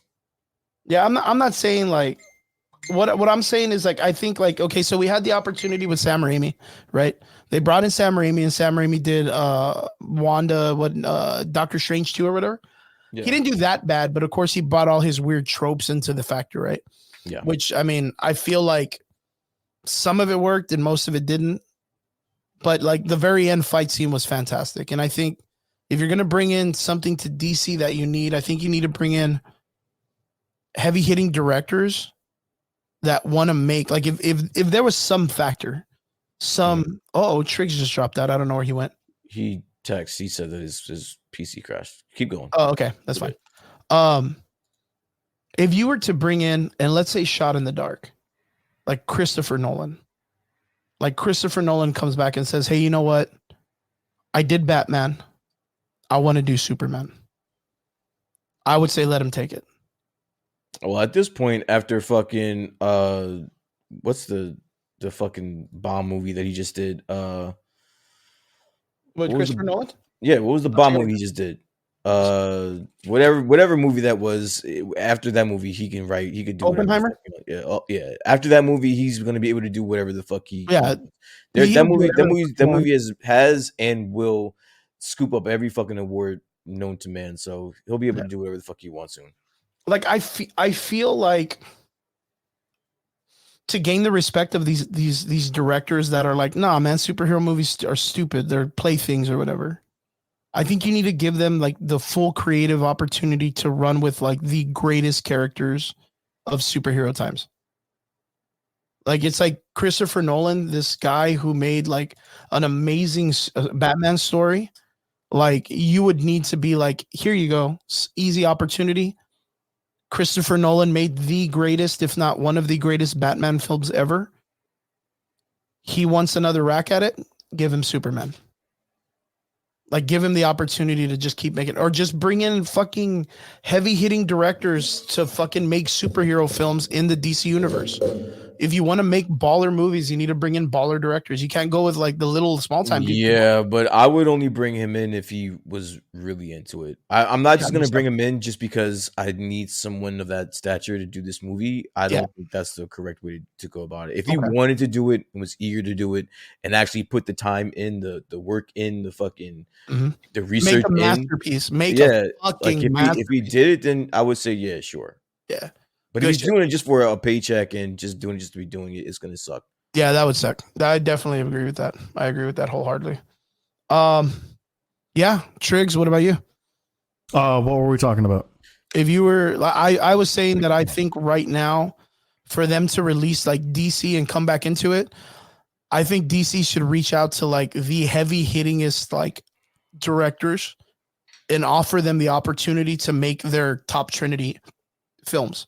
What would you consider like top tier, top tier for that particular genre? Specifically, because, he brought up specifically like Nolan. Directors that like that are all like top level directors, like directors that do their own thing and people just say, hey, here's everything we own, you take it and make it because you do it. Then and I brought up Christopher Nolan. You would want like a Martin Scorsese, you know, Batman. Only for the top three. Only for Batman, Superman, or Wonder Woman. Or like a Quentin Tarantino Superman. Exactly. Well, I mean, I don't want to see that. Yeah, you're talking like weird themes though, but that's the point. But that's not at all to say that he's not a fucking fantastic, if not one of the more prominent directors of our generation. He's literally, I've said this plenty of occasions. That's my favorite director, but. I think that's a good example is Christopher Nolan. I think that's a great example, Chris. That's why I was specifying people who are versed in this particular genre. I was trying to tell you. So he brought up Christopher Nolan, and I think that fits perfectly into this conversation because that is someone with some background. Honestly, you know who I would also get? His brother, Jonathan Nolan. Okay. The dude helmed A Person of Interest. Okay. What about Peter Jackson? That went on for like 8 seasons. Jim Caviezel, dude, that was a fucking solid show. So like, if you gave him the opportunity to do something with that, especially even as a TV show, I mean, dude, it's not out of the realm of possibility that he couldn't replicate that same buzz. Yeah, I got you. Listen, and I'm not trying to take a shot or whatever, but if I have a shot at one of the Nolans, I'm probably it would be Chris. Yeah, no, I mean, like, it would be Chris, obviously, right? I'm probably gonna go with Chris. I'm just saying, bro. But if Chris don't pick up my phone call, I'm gonna call John. Don't pick up the phone call. I will give John maybe the next ring or maybe the ring after that. But I would. Yeah, I'll admit it, man. Like, I don't cry at movies, but I cried during Interstellar, and that's an amazing fucking film. And if he can make a film like that, then fuck, I would love for him to do Superman, because I need to feel like the death of John Kent the way he could probably write it. But then again, like Jeremy put in the comment section, what about like Steven Spielberg? I don't know, man. I mean, I don't think I need a Spielberg Superman. No, well, what about a Wonder Woman? Okay. Do you see what we're talking about changing? Because then you make it like an adventure film. She's a treasure hunter, dude. That's like Indiana Jones. We're not fucking. I don't know. I don't know if I want to go see a treasure hunter fucking Wonder Woman. I don't know if I want to see that. Well, no, I mean, she's not going to be a treasure hunter, but being that I can just watch fucking Tomb Raider for that shit. Yeah, dude. Yeah, except she's got like. Or I could play Tomb Raider. Or I could just play Tomb Raider. I'm not trying to see that in my Wonder Woman, bro. I want to see her punch something in the face. Well, what about earlier you mentioned Triggs mentioned Scorsese. What if we got like Scorsese to do Batman? No. It just doesn't work. That doesn't work at all. No. Besides, he doesn't even like superhero movies. And plus he hates fucking. He has gone out of his way over the past decade to shit on fucking superhero movies. But that's the thing, and this is all I'm saying is, what if we got the opportunity to let these masters give us a master class in storytelling a superhero story? They don't specialize in that. Christopher Nolan did very well with Batman 1, 2, and 3. Well, we're talking about Christopher Nolan. We've already established, yes, that's a like I said, he fits perfectly into the conversation. When you're starting to talk about Martin Scorsese and fucking Tarantino, I don't think they fit in that world. I don't think they fit in that realm. What about? And that's why, like, I had to preface, like the question. I was like, okay, well, what if we? I was like, dude, I can name masters who have zero fucking. Because you know why they're gonna harvest and zero in on some minute fucking aspect that I don't give a shit about in my superhero movie. Like, I'm just not gonna give a fuck about it, bro. Like, what about the way Robert Rodriguez handled Battle Angel Alita? I missed it, dude. You didn't watch that movie? No. Alita the Battle Angel? That was fucking fantastic. Still waiting for that sequel. But that's because the anime doesn't have it. It's just a manga by now, so it's all based on, the anime goes way further than that movie. You're naming somebody in Robert Rodriguez that specializes in action. Like, that's something that, as long as you have that under your belt, those are one of those key things when it comes to your superhero movies, that as long as you have that, all the other shit that you're probably gonna that you're gonna want to focus on that I don't care about in my superhero movie, it's already gonna be there. So like, I can see a Robert Rodriguez before a Quentin Tarantino or before a Martin Scorsese. But Quentin Tarantino and Robert Rodriguez are literally cut from the same cloth. That's why I don't see either one of them. Who? Like Robert Rodriguez and Quentin Tarantino. They have two different styles. They work well together. They work well together in what they have accomplished. But when you can definitely tell a Tarantino movie as opposed to a Robert Rodriguez movie, 1000%. It's not even close. Yeah, I mean, you could say that they work well together. When you put those names together on a production, then yeah. Because I've always believed they've worked very well together because they're very like-minded when it comes to it. Because you look at like Inglourious Bastards, you look at Reservoir Dogs, you look at some of the stuff Quentin Tarantino used to do back in the day, and it's got some pretty street level action, very compared to like Desperado, El Mariachi, like some of the movies that he did back in the day, where like now you see Quentin Tarantino going for like like the Django Unchained, which kind of has like a Shaft vibe, like kind of like it's got a lot of like the street hip hop. It's very much like the Boondock style, like the Boondocks cartoon. Like it's got like this hip hop to it, like this very street cred variation where Robert Rodriguez, like you said, went into like the superhero with like the sci-fi stuff, like he did. Yeah. But then you have Robert Rodriguez, he did like Spy Kids and all that shit, right? And then Mariachi, or not Mariachi, but what's El Machete? Oh, Machete. Like, he was always doing these like over the top variations. Once Upon a Time in Mexico. I like that movie, by the way. What, Once Upon a Time? Oh well, Once Upon a Time in Mexico. That's Tarantino. Johnny Depp. Yeah, that's the one with Johnny Depp. It's a Desperado Part 2. Oh, okay. That's right. That's right. Yeah. Which I mean, yeah, you're right. Like it's a good film. Yeah, it gets a little kind of wacky at the end when Johnny. Oh, when he lost his eyes and shit. Yeah, I forgot. Yeah. That's right. Which I like that movie. I like that movie. No, it's good. I like that movie too. I'm a huge Desperado fan, dude. Huge Desperado fan. But like those movies, they're like kind of, you look at like you look at Desperado, the first movie, and then you look at what is it? Once Upon a Time in Mexico. Yeah. You can compare that storytelling to the Django Unchained films, because the characters kind of correlate to in between those, where like Desperado was a little bit more grounded, but then you had like at the end with the three mariachis with like the guns and the guitars and pulling the rocket launcher out and doing all this crazy shit. And then the over the topness of Once Upon a Time in Mexico has a lot of the over the topness from like Django Unchained. You know what I mean? So like you can kind of see it, but yeah, I do understand where you said like Robert Rodriguez did go a little bit farther out into like the fiction part, right? Quentin Tarantino, you can never, I don't know, you can probably, and this may be jumping off a ledge, but you can definitely confuse a Robert Rodriguez movie with someone else before you will confuse a Quentin Tarantino movie with someone else. Oh, most definitely. That's a fact. And the only reason why I say they wouldn't be good for the superhero genre is because they don't really follow SAG rules. They don't follow SAG film rooms, so it's very hard for them to get like awards for this stuff. So like they wouldn't really be invited to come and do like superhero films when they want to be taken serious and stuff.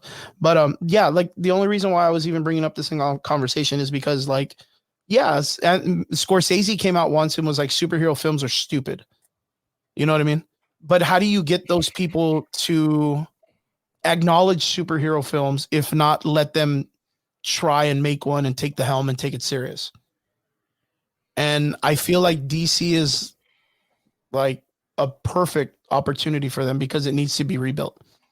It needs its masterpieces. Yeah, but at the same time, the same argument could be made for like a Scorsese where he's like, okay, but at the same time, why not just treat it like a wounded horse and put it down? And just put it down completely. Yeah. Yeah, that's not a lie. That's definitely not a lie. Good point. Okay, so onwards to the last part of our conversation, guys. Something that I have no idea what to expect. But Triggs, you know what you're doing. And Brian, I believe you got to see this opportunity. We've heard a million great things out of it so far, but I want to hear it from you guys because like I said before, like I have my ups and downs about this franchise. Yeah, Dune 2. Triggs, well, Brian, I'm going to let you go first because I think that Triggs is going to be the one to kind of like. I could go on for a minute. He's gonna no. I want Triggs to go on first. Negative, because, my guy. No, okay. All right. I'll go. So, Chris, what do you want to know? Of course, fucking right off the button. Brian has always been my guy on the seat, my comedy man when it comes to this. But like, you saw Dune 2, which surprised the fuck out of me. I didn't think you were gonna watch it. I did. What the fuck happened? How did this come to conclusion? I'm just gonna say flat out, I was 1000% right. It was the worst movie I ever saw in my fucking life. Triggs is a fucking psycho, like I said, along with the rest of you fucking psychos out there that love this bullshit. No, I'm joking, guys. It was mid. Everybody relax. Everybody relax. I came to bear news that the movie was fucking good, man. I'm not gonna lie. Shit. It was fucking good. It was way better than the first movie. I get that nobody here has watched it besides me, so I'll avoid spoilers. But you can't base watching this movie off of the first one. You shouldn't do that. It's well worth it. There's some things that I don't like about it, like it's 3 fucking hours long. It's a long movie, and it feels like 3 hours. And the pacing and some of the parts of it was kind of a little wonky, but it was by design, so I respect it. Okay. But other than that, I have nothing but great things to say about this movie. Other than that, as everyone knows, I wasn't looking forward to watching this movie. But then once I heard people, continuously talking about how good this movie was, listen, I'm a hater. Like I was self admitted. I'm a fucking hater. But I can still have, I can still respect. listen. I can still have respect. If someone's talking good about a movie, I'll go check it out. I'll give it a shot. And you dug the new film? So I dug it. I dug it a lot. I think that there were a lot of good qualities in this movie. I think that based off the last 10 years of me watching movies and, the last couple reporting them here with you guys, I don't know, what a masterpiece looks like anymore because there's so few and far, in between. But I think this is probably the closest we're going to get for a while. Damn. So they at least have that feather in their cap. And, I would love to go into spoilers and talk more in depth about it, but I would just have to wait till the next time I'm on. But yeah, this movie was really good. I suggest everyone that hasn't seen it. We'll drop some time in a little bit and we'll let you guys do spoilers. I don't mind. It's not going to fuck me up. I mean, it's not like I didn't see the 80s movie, so it's the same shit to me. Got it. You know what I mean? But the thing is what's cool is like I mean, you fucking saw it. Like, you know what I mean? Like you did the 6 hours of this shit. You know what I mean? And I want to ask just a simple question with being intrigued to watch the second version and you going back and finishing up and watching the whole entire part 1 again. Like, did it make it taste better when you finally put all both movies together? Like, does it make it feel like a better story, or is part one drag? Yeah, part 1 is still a drag. There's no getting around that. I'm sorry. I respect it, and I finally finished it, but it's still a chore to get through for me personally. Okay, with that part being said, and going with it, like, do you feel like part 1 played a very important asset at least into part 2? No, and that would have been something that I went into in spoilers, because I honestly, if you saw maybe like 2 or 3 scenes from part 1, you would have been able to watch part 2. Okay. You didn't need to watch the whole. You didn't have to watch the whole fucking part 1 to understand where this movie was coming, where it was going, and where it went. You were gonna get the little twists and turns regardless of what happened in episode 1, because it comes out of nowhere. So like there was nothing. I watched 1 last night because I knew I was gonna wake up this morning and watch part 2. So I just did it for research purposes only, and it was a chore. It was a chore to get through. It was kind of rough, but part 2 was definitely worth it. It was worth going through part 1. It's way better than part 1. There's a lot of character development that gets flushed out in no time, it seems, but it's really good. The character arcs are awesome. I don't think there was not one person, and that's including Dave Bautista, that had a bad performance in this movie. Not one. So you feel like nobody? Okay, nobody. There was no weak link. Maybe if I wanted to put a weak link, it would be Dave Bautista, but that's only because everyone else is time on screen. But he had a decent amount of time on screen. Okay. Everyone did. I think everyone just did that well though. Like everyone just did. Even if you didn't have a lot, Christopher Walken doesn't have a lot of time on screen, but the little screen time that he has, he kills it. I love Christopher Walken. It's like top notch Christopher Walken, bro. Like theatrical Christopher Walken. Like that was fucking great. And the last question I'd like to ask you, without spoiling anything, before I let you in, Triggs, because I know once Triggs starts, you're going to be able to coincide with him and really get into it, is who was your favorite standout character in this film? Timothy Chalamet. The main kid? Stood out. The main kid. Only because he didn't wow me. He didn't like do anything for me in the first movie. This movie, he gets fleshed out really, really well. And and his mom too. Jessica Chastain. Honestly, or Rebecca Ferguson. Ferguson. Yeah. All right. So this is who did a really, really good job. Standouts are Timothy Chalamet, Rebecca Ferguson, the Bardem guy. What's his name? Javier Bardem. Yeah. Standout. The dude, the tribal guy. Yeah. Nice. Austin Butler. Yeah. Elvis. Great job. All of them. Honestly, I can keep going down the list. Everyone did a really good job, but those were like the kind of stuff. And then Zendaya did a fucking great job too. Florence Pugh, she didn't have a lot of time, but the time that she had, she was great. Amazing. Yeah, dude. Like she was a scene stealer, dude. Yeah, like this. Normally, when you get this many powerhouses in a movie, you can easily miss for some reason. It's like just people miss with this type of shit. Yeah. But everyone brought out the big guns. This is almost like theater, but like on a screen. A screen, yeah, like a film. Yeah. Yeah. That's awesome. Well, Triggs, the floor is yours. And I say that wholeheartedly. Like, you got yourself a win, my guy. Brian saw the Dune series and didn't even want to watch it 3 weeks ago, man. Yeah.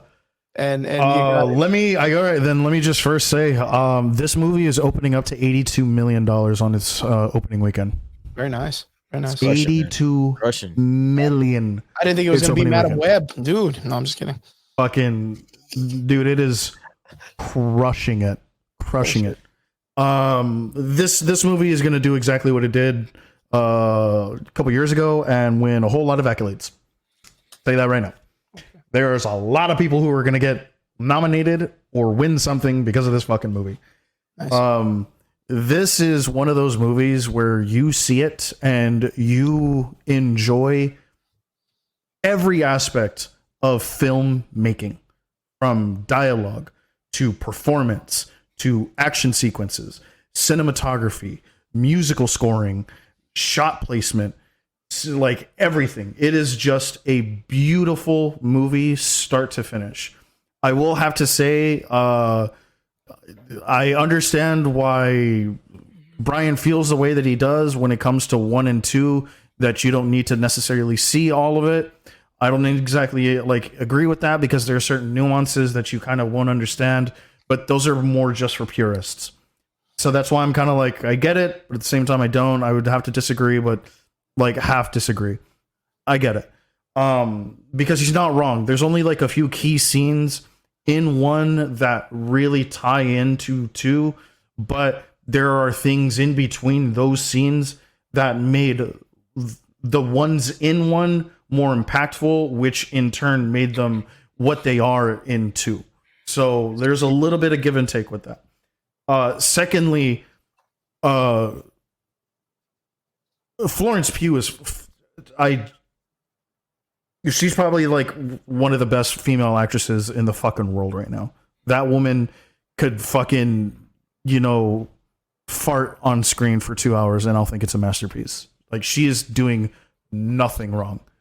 Holy Mother of God. Was there all right, so when it comes to, because there was a lot of character development in this movie. Was there any character development that stood out to you?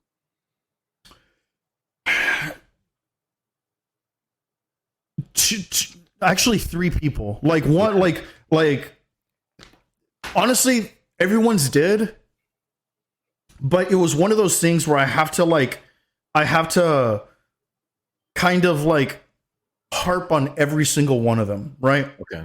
Because even I really have to give it up to Florence Pugh, because she only had 1 movie to really shine, right? And she only had 20 minutes in this movie, 30 minutes in this movie. It wasn't a lot. Grand total, yeah, or some shit. Yeah. But you had to make her character develop so much from the moment that you see her to the moment she leaves screen. Yeah. In 3 hours, right? And with only a very, very limited window. That is really fucking hard. And Denis Villeneuve kills it in that. Yeah. Because when you first see it, she's very solemn, right? Melancholy, if you will, right? She's super disturbed about what her dad just did, what her dad helped perpetrate. And she's just but I think something's coming, dude. I don't trust this. I don't like it. And then boom, she's right. Paul's still alive, and she's like, well, shit, this is not good. And then her dad is like, he's a bitch though. Like, we'll take care of this. Yeah. And then, things progress, and she's just like, well, hey, hold on. Let's not jump the gun here, there, guy. If we decide that,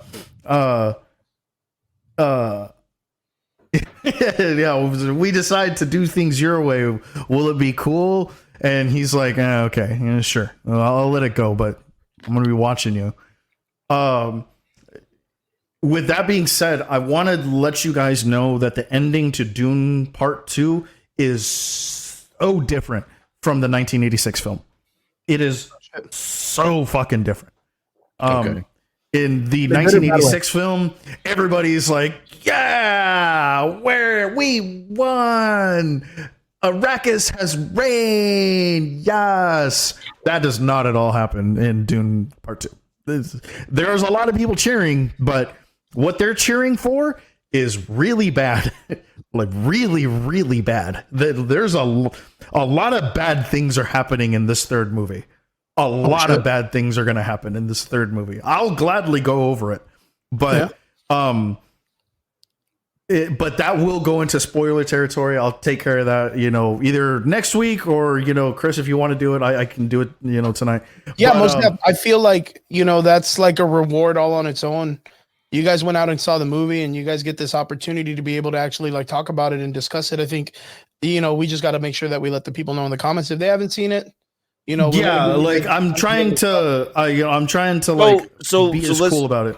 So let's just stay on part 2 for right now. So I have a couple questions for you. So when it comes to Timothy Chalamet, how did you think he did as Paul as opposed to part 1? This is kind of one of those things where like you have a single character that has so much depth to him, and like his character development is run over the course of 6 hours as opposed to like 20 minutes, like I was saying with Florence Pugh, right? But you see him as like a kid, like he's a literal teenager when you first see him, right? And he's treated like one, he acts like one. At the end of the movie, dude, this kid like runs the show now. He's the top dog, and he knows that, and he also accepts that role now. Like there's a lot of force growing that has to happen, that did come, and it was one of those things where like everyone around him pushed him to be that.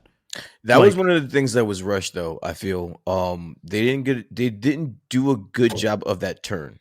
Like there's a turn that happens there, and like you said, at some point he realizes, yo, I'm him, and they're gonna know that I'm him, but we don't really get the development for that. It's kind of like, would you have wanted to see more in it? Because yes, they do explain a lot more of that in the book. Yeah, but that's also the thing. If you like panel for panel the book, dude, this is like a 12-hour movie. Yeah. I mean, I get that, and I know that they quickened it up with him drinking the water of life, and then that just like for some reason like that. It's not for some reason, because they do a good job explaining what the water of life is during the movie, right? And so you kind of get your answers answered. He's just able to see into the past, into the future, because he drank water. So this is also and I know what you mean, and I'm going to answer that question because no, it was never answered. What technically the Kwisatz Haderach is, or the Lisan al-Gaib, what it is, right? The myth. So the Messiah essentially is a person, and Lady Jessica says it. She says it in the first movie. She touches on it, and never again is this mentioned. Okay. She says that that the Kwisatz Haderach, the Lisan al-Gaib, is a person who can see both into the past and to the present, and can control the outcomes of both. Mm-hmm. So basically, what he is he's a Bene Gesserit, and he's a Mentat, which is basically the super smart people, like the guy who rolled his eyes back. Yeah. That guy is considered a Mentat. His brain is essentially a computer. Yeah. He's a Bene Gesserit who like has the weirding way, Yeah, he's a witch, and he's also a space navigator. Yeah. He can utilize spice to see things differently and see the outcome of things. Because he has all three, he attunes them, and so he essentially has like future vision. So this is go for it. No, I was gonna say that was one of the things that I wrote down a whole list of shit that I was gonna talk about because I didn't know if we were gonna do spoilers or not. But that was one of the things that I had written down. Is that what is the Kwisatz It's him, but the fact that they do a good job tying in about how he is literally the center of everything. Yeah, everything. Yeah, like Chris, like anything. I don't know if you remember the first movie or not, but like everything you were mentioned or introduced to you or something, he has some type of tie to it. Yeah, everything, like literally everything in this world. Let me add the title up for you guys so you guys can talk. That I think they did a good job tying that in. I would have liked for them to touch on, another family that he's a part of that you don't really find out until the end of this movie. Yeah, okay, and that I'm gonna have to say I don't think that was really mentioned all that much until Dune Messiah. Like okay. I know that they kind of spoke on it in Dune in the book. Yeah, but I really have to go through the book again because I know what you're talking about. I know exactly what you're talking about. Let me get this for you guys then. Well, you know what? If you're watching, you haven't had the opportunity to see the film, I want to let you know. I'm going to give you a solid minute. We're going to play our spoiler theme song. And then after that, we're going to allow Brian and Trigger the opportunity to get it out on the table, everything out on the table. Watch, Brian's going to be like, this movie was mid. This is no, I'm going to like, I'll spoil the fuck. This movie was good. That was trash. Okay. Anybody else in the comment section? If you have comments, don't be afraid to put them in the comment section after we start. So let me hit it. Hit the music. Oh, here we go. I made this song myself. I'm so happy.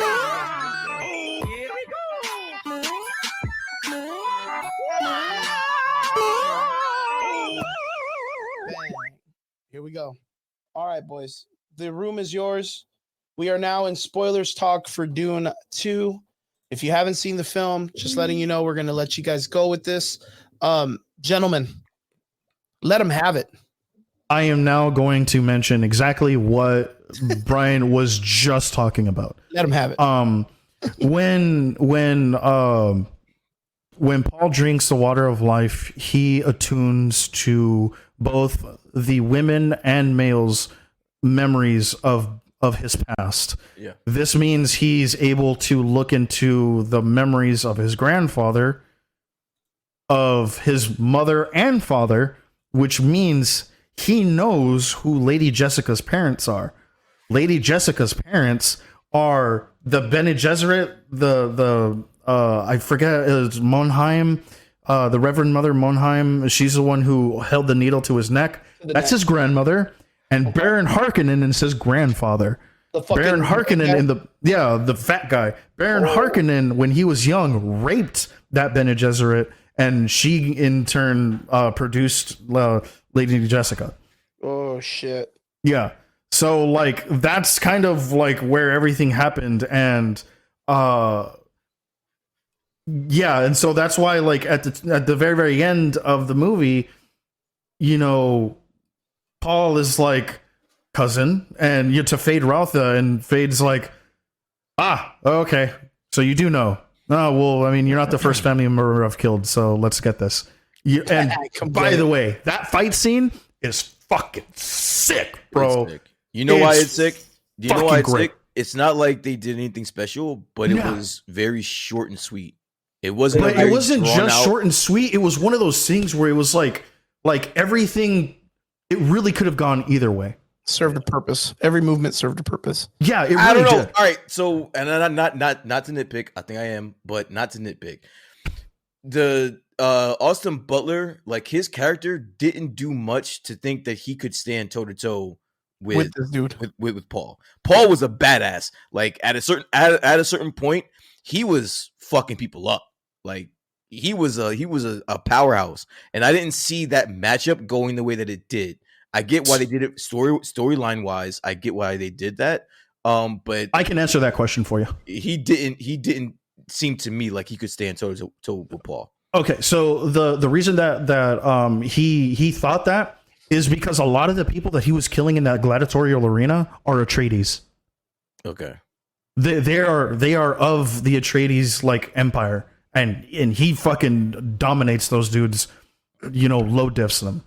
And so that's why like him going into that was a very, very arrogant thing. But that's also Fade's like character. But like he's a very, very arrogant character. But the gladiator scene, which is a beautiful fucking scene. It was so fucking cool. That was a beautiful scene, by the way. The gladiators, the Atreides, what's the name? Atreides. The Atreides. Those fighters were drugged up. So like they were drugged up. So it was like he wasn't fighting fair. It was just a show. It was just a show for the fans for this guy to like cut down these people or whatever. They were drugged up, so they showed him and how good he was. I'd have to also say I think that was kind of something that was left out of the book. Because in the book he's trying to drug Paul in the fight to make it exactly how it was when he was fighting in the arenas. Yeah. So like this was saying, like they didn't do a good job showing his power set, because he was fighting drug fighters. Yeah, he's fighting dirty. Yeah, he's fighting dirty, okay. And then it's like that gladiator scene when Russell Crowe gets stabbed before they go out, and so it was like one of those type of things.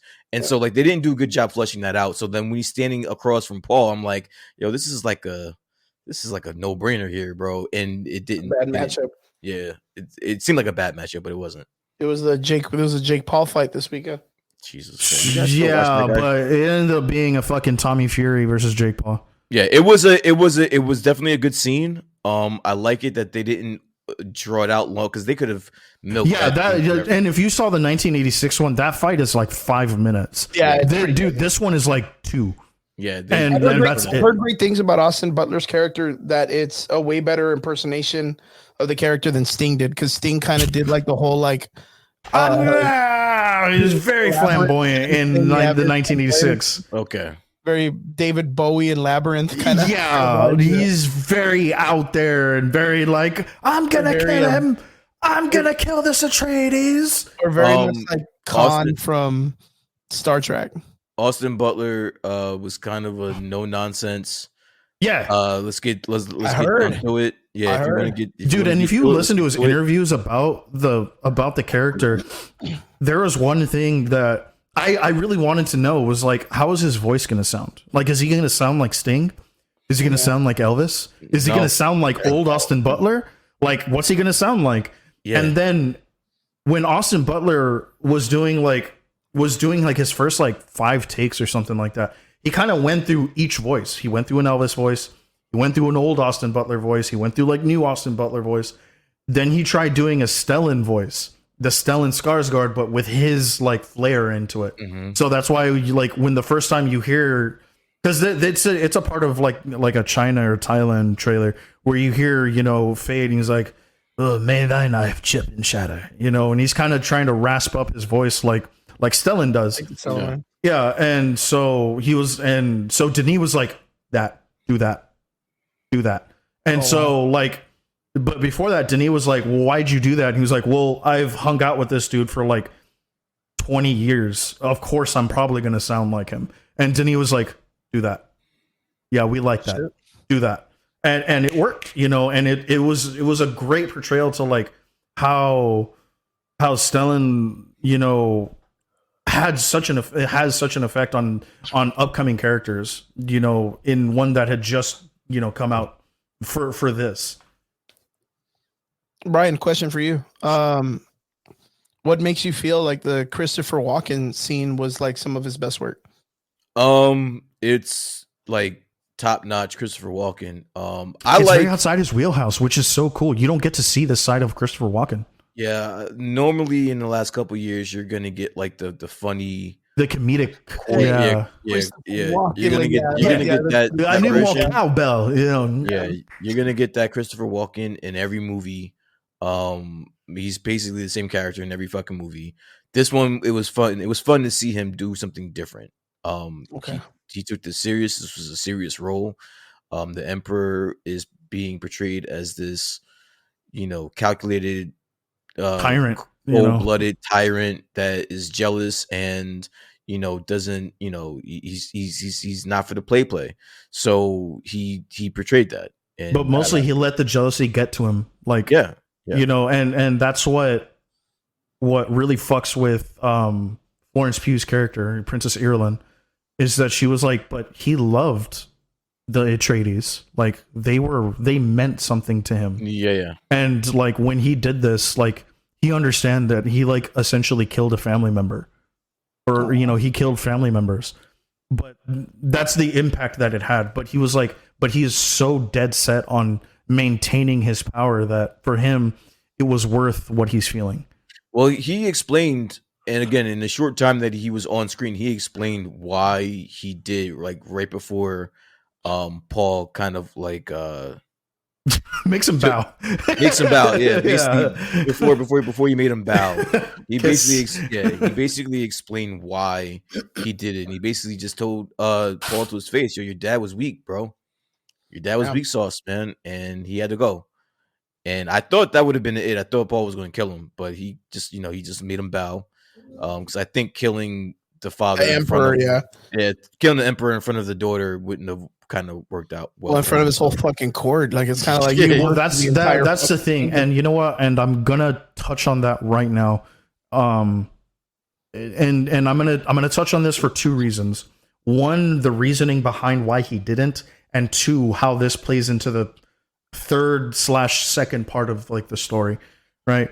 So the first one is that exactly what happens at the very, very end of the movie, where the other houses of the Landsrat don't recognize his ascendancy. Had he done that, they would have been like, yeah, absolutely not. You just murdered the Emperor. Like, obviously, we don't recognize this. He thought by doing the duel and making him bow in front of his court, they would be like, well, obviously, like he made him submit, right? He's the more like he just won. Yeah. He challenged him. Emperor lost. Sucks. Now we have a new emperor. Okay, cool. Yeah, it didn't happen. The rest of the houses of the Landsrat were like, yeah, I don't give a fuck. Like, Paul's like 19. You're dumb.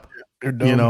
And so at the very end, where he like whispers, show them paradise or lead them to paradise. What he's saying is go kill everybody. Yeah, go fuck them up. Yeah, or at least that first wave to where they know I'm not fucking around with you, and then they're just that's the thing. You have to understand. They see him as God. Yeah, their new religion is formed around that little boy. He will be responsible for 60 billion deaths all over the universe. Yeah. And that's exactly what he was afraid of in the first movie. He got his hands on those nukes, and dude. At this point, he's standing on business. This is him standing on business, and he's like, I understand exactly what I have to do now, and I don't like it. So, Chris, like, during his ascension as this Messiah or whatever, he realizes that he still has access to his dad's fucking arsenal and shit. Yeah. And so he finds it, and now this kid who is the Messiah, who's about to be on this fucking drug fucking ego power trip, is now in control of fucking like 90 something nukes. And is waiting for someone to say something stupid so he can bomb the shit out of you. And that was the question that I wanted to ask you guys. Like, okay, so me, like I said, like I saw this movie back in the 80s, so it's very far-fetched to what I'm going to remember. I did watch the first movie. I got a good, real nice little good footnotes of catch up or whatever. But like in the second film, when you're seeing Paul come to his character and come through the ends and stuff like that before the Messiah part, do you feel the torment of the character where one part is revenge and one part is the weight of him knowing that people think he's like this Messiah-esque character. Do you see the turmoil in the character through the film? Because one part is like, yo, they wiped his dad out. Like, and they took a better part kingdom from him in one night, and he's still kind of like coming off of that. Like, he's like the weekend of his turmoil doesn't come necessarily from the fact that he's lost his father. He's pissed about that. Yeah, he's just really upset. He lost everything. So he's pissed about that, but it's not like but his turmoil doesn't come from that. It's not the driving force of what he's doing, and you know what I'm saying. It's more of the fact that he is the Messiah and that he knows that he's supposed to be the one. See, and that's the one thing that they kind of like teeter on the line is like. In one scene, he acknowledges that he's this Messiah and he's supposed to lead these people and lead everyone to fucking freedom or whatever. But then on the other hand, on like in a split second, he'd be like, yo, this is just some bullshit. And telling his mom, you got to stop spreading this bullshit about me because like it's just a fairy tale. Yeah, because of the weight of it, right? Like it's just a fairy tale. Like I'm just trying to lead, I'm just trying to do the best that I can. Yeah, I'm just trying to do the best that I can. I'm not this Messiah. But then once he drinks the water of tears or whatever the fuck it's called, that's gone. Like anything, the waters of Lake Minnetonka. Yeah, ever since he drank that, all of that trepidation, all of that was out the window. Now I am the Messiah. This is what's going on. It's like he had once he drank it, he knew the path to get where he wants to go, and there was nothing. That's and later on in the third story, essentially what happens in Dune Messiah is. He realizes the course of action that he has to go, and it is not something that he wanted. He was afraid of it in the first movie, and this is where he like yells at Rebecca Ferguson's character, Lady Jessica's character, where he's like, "Get off of me!" Like he's like, "You guys made me a freak. Like you Bene Gesserit made me a freak." He's like, "This is all your fault." And the reason that he's doing that or that he's seeing that is because he's being exposed to spice. And spice being, a very, very powerful hallucinogenic, he's able to his powers are starting to manifest. to manifest. And he's starting to see into the future through essentially his computer brain going on overload. And this is the outcome that you are going to go through these events that have to happen. And essentially what he's trying to achieve is something what's called the golden path. And the golden path is basically the leading of humankind into its next stage of humanity and not letting it stagnate. Because if they stagnate, the species will eventually go extinct. Yeah, it'll die. Yeah. And his like the way to the golden path is not a nice one. It is. Well, that's where the genocide and the murder and all the killings and all the stuff come, right? But once all that happens, he puts a stop to it right quick. Yeah, real quick. It's got to be weighing him down super crazy when he starts getting those powers kicking in. Yeah, and on top of that, when he has his second child, because his second child are twins, it's Leto the second and Ghanima. And during that, Chani dies because she dies in childbirth. Oh yeah. And he never has a child with Princess Irulan. If anything, she's actually tried to kill Chani twice. Jesus Christ. Yeah, it does not go well for her. Okay, so with that being said, like, how far do you see this director going? Because I think we've just got. He's already said that he's going to complete the Atreides, like the Paul's story. Okay, story essentially finishes in Dune Messiah. Yeah. And in Children of Dune, he dies. Like he's killed in Children of Dune, and he's killed for like the fucking shittiest reason. But like his sister has something kind of to play in that, and and that's who Anya Taylor-Joy was. Her uncredited cameo was his little sister. Was little Princess Alia. Oh, okay, that makes sense. That makes fucking sense. What else was I gonna? I know I was gonna ask something. Shit, I can't think of it off the top of my head. But I was gonna. Oh yeah, okay, yeah. Mentioning what you did earlier. You mentioned that the ending was changed. Yes. So, how would you kind of like explaining to me, because I saw the old movie. How much has the ending changed? Like, what's the whole thing about it? Like, what's coming? What's something that? So that's what I mean. Like in the 1986 film, like boom, the story is finished, right? Like, yeah, we won. I'm emperor. Yeah. There's rain. Yeah, Chani's still here. At the very end, he's like, lead them to paradise. All the Fremen are like, yeah, bro, I'm gonna go see water. Yeah, woo! And like, dude, they're like, I'm gonna fucking kill stuff. Woo! Yeah, that's exactly what happens. Yeah, he like that first wave just goes and fucks up the Landsrat. They fuck those people up, and they come back and they're like, hey, by the way, you're the emperor now.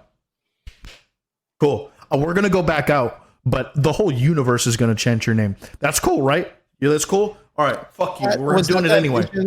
Was that the vision that he had in the first film? Yep. When he's doing all the cool backflips and shit in the sand and stuff.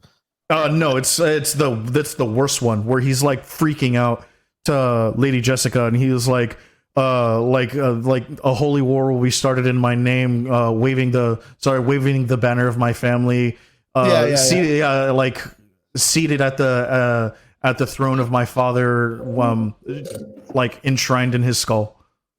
Was that already like super far into the massacres, or was that that's at this point, like he's like, oh yeah, dude, like everybody is bowing to Paul. Wow. But he's not like a bad emperor. It's just that like, yeah, the holy war is coming, and that's what Lady Jessica says. She's like, well, fuck, the holy war is coming now. Like everybody's gonna learn. Yep. and Chani. But that was the biggest difference. The biggest difference in the movie is that at the very end, Chani's like, fuck this. I'm not doing this. Fuck the Fremen. Fuck that prophecy shit. Fuck you. I'm not doing that. I'm going to sandworm out of here. By chance, I can't remember too far, but like, which character survived and made it into this film? Like everyone besides Jason Momoa. Jason Momoa, right? Yeah. He's the only one that died. And so he's like, what's the fucking father? He's Pedro Pascal or whatever his fucking not name. Pedro Pascal, the other guy. But Dominic Isaac, number 2. Dominic Isaac, Dollar General Pedro Pascal. Hey man, you put some respect on his name too, motherfucker. Well, I did. I said he's from Dollar General. I didn't say he's from the dollar store. It's the same thing, dude. I don't go to either of those. He says Robert says poor Zendaya. She was. Yeah, and that I would have to also say, and he's right. Like that's the way it is, right? Yeah, but here's the thing: in the book, he looks at Chani and he tells her, like, he was like, I understand what this looks like, and that I have to marry her. Right now, we're in a difficult time, and these are the rules that we have to play by. But I'm going to tell you this right now: as long as I breathe, I will always love you. This woman will only ever share my name. She will never know the tenderness of my touch, the love in my heart, or like anything like that. He was like, those will always be for you. That's one of those instances where it just came out of nowhere. You didn't know that was intention, but you have to kind of just go two and two together for that. Deduce it just for the fact that okay, he drank the water of tears, so I guess that's what made him like. That's what kind of like gave him the vision to do that. So that's why he's doing it. So that wasn't flushed out. Like that wasn't. Yeah, no, yeah, you're right. Did that. Yeah, like because he never says any of that. He never says any of that. Yeah, he just like looks at her and he's like, "You're cool with this, right?" And she's like, "Fuck you," and then takes off.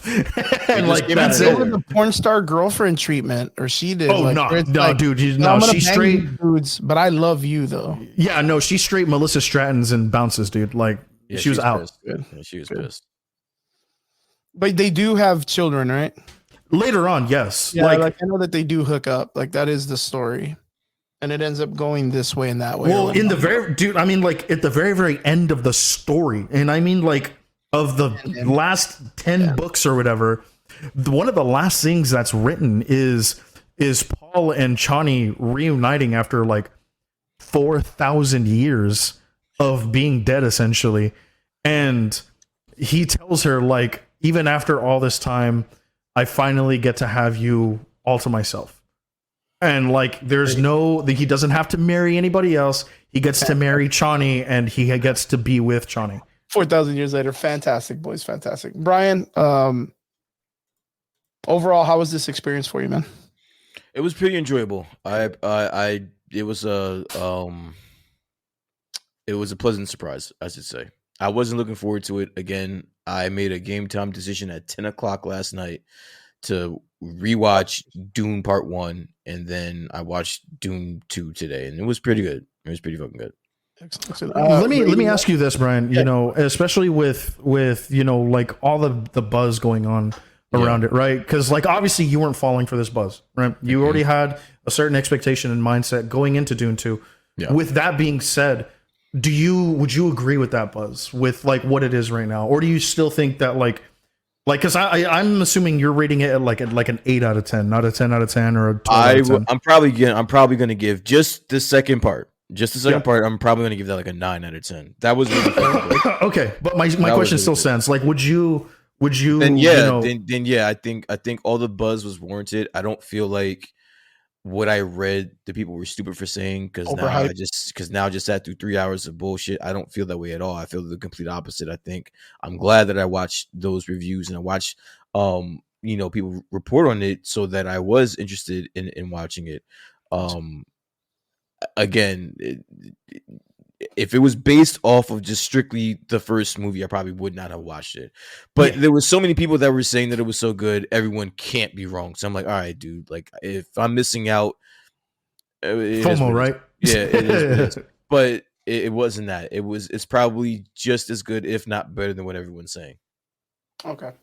Yeah, because I mean, some of these reviews are coming out, are saying that like this is like the best sci-fi film ever. You know what? The feeling that I got. I got the feeling for like a big Star Wars movie, or for like something that was anticipated.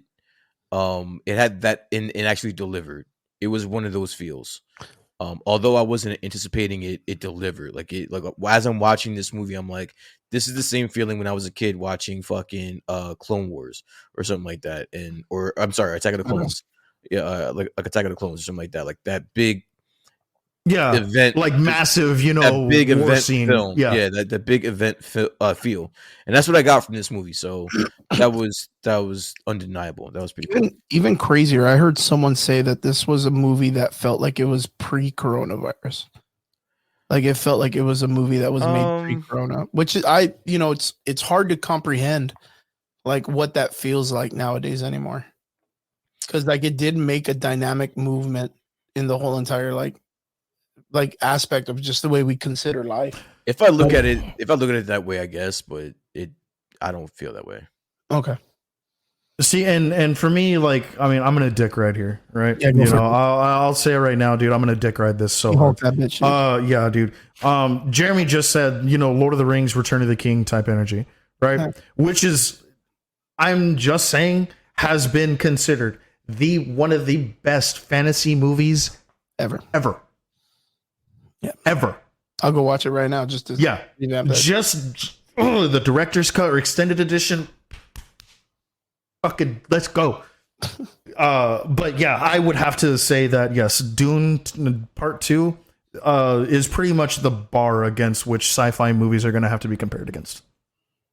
Good shit. That's a fucking high mark. Yeah, and I'm actually about to burst the bubble here, a bubble or two. I just want to let you know, George Lucas based his Star Wars universe off of the Dune universe. Yeah, off of this. I remember that. Robert asks in the question, do you think there will be a major death in the next one? Yeah. Yeah.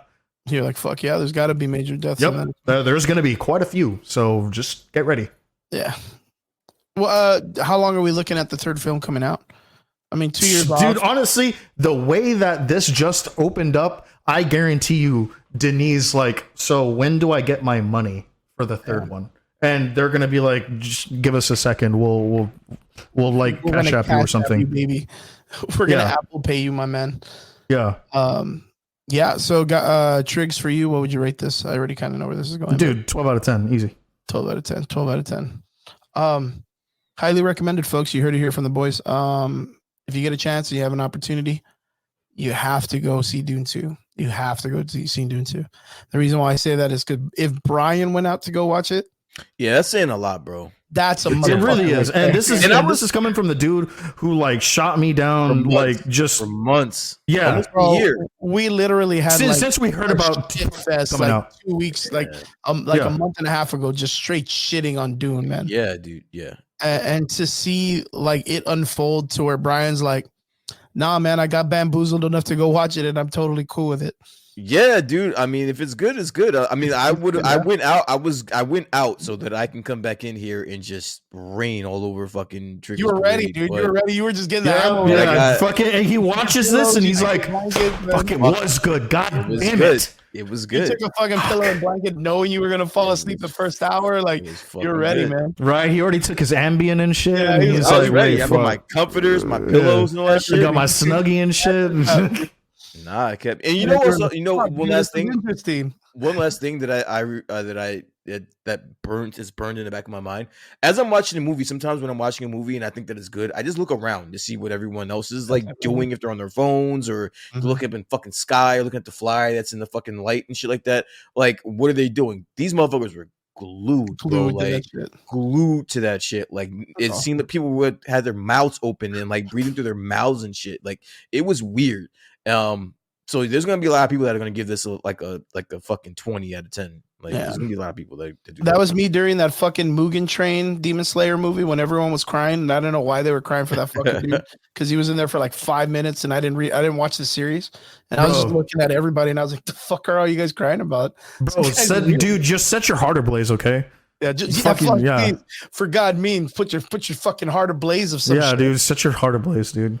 Put some respect Exciting on times, man. Exciting times. What a weird place that we live in, that this movie came and rocked the socks out of everybody. I hope this like reawakens Hollywood and lets people know that, and because of the fact that the only thing that makes it so much more important is the fact that how close it stuck to the book, and us being sticklers for resource, and it being successful again, like following the format of following the book as bestly as you can.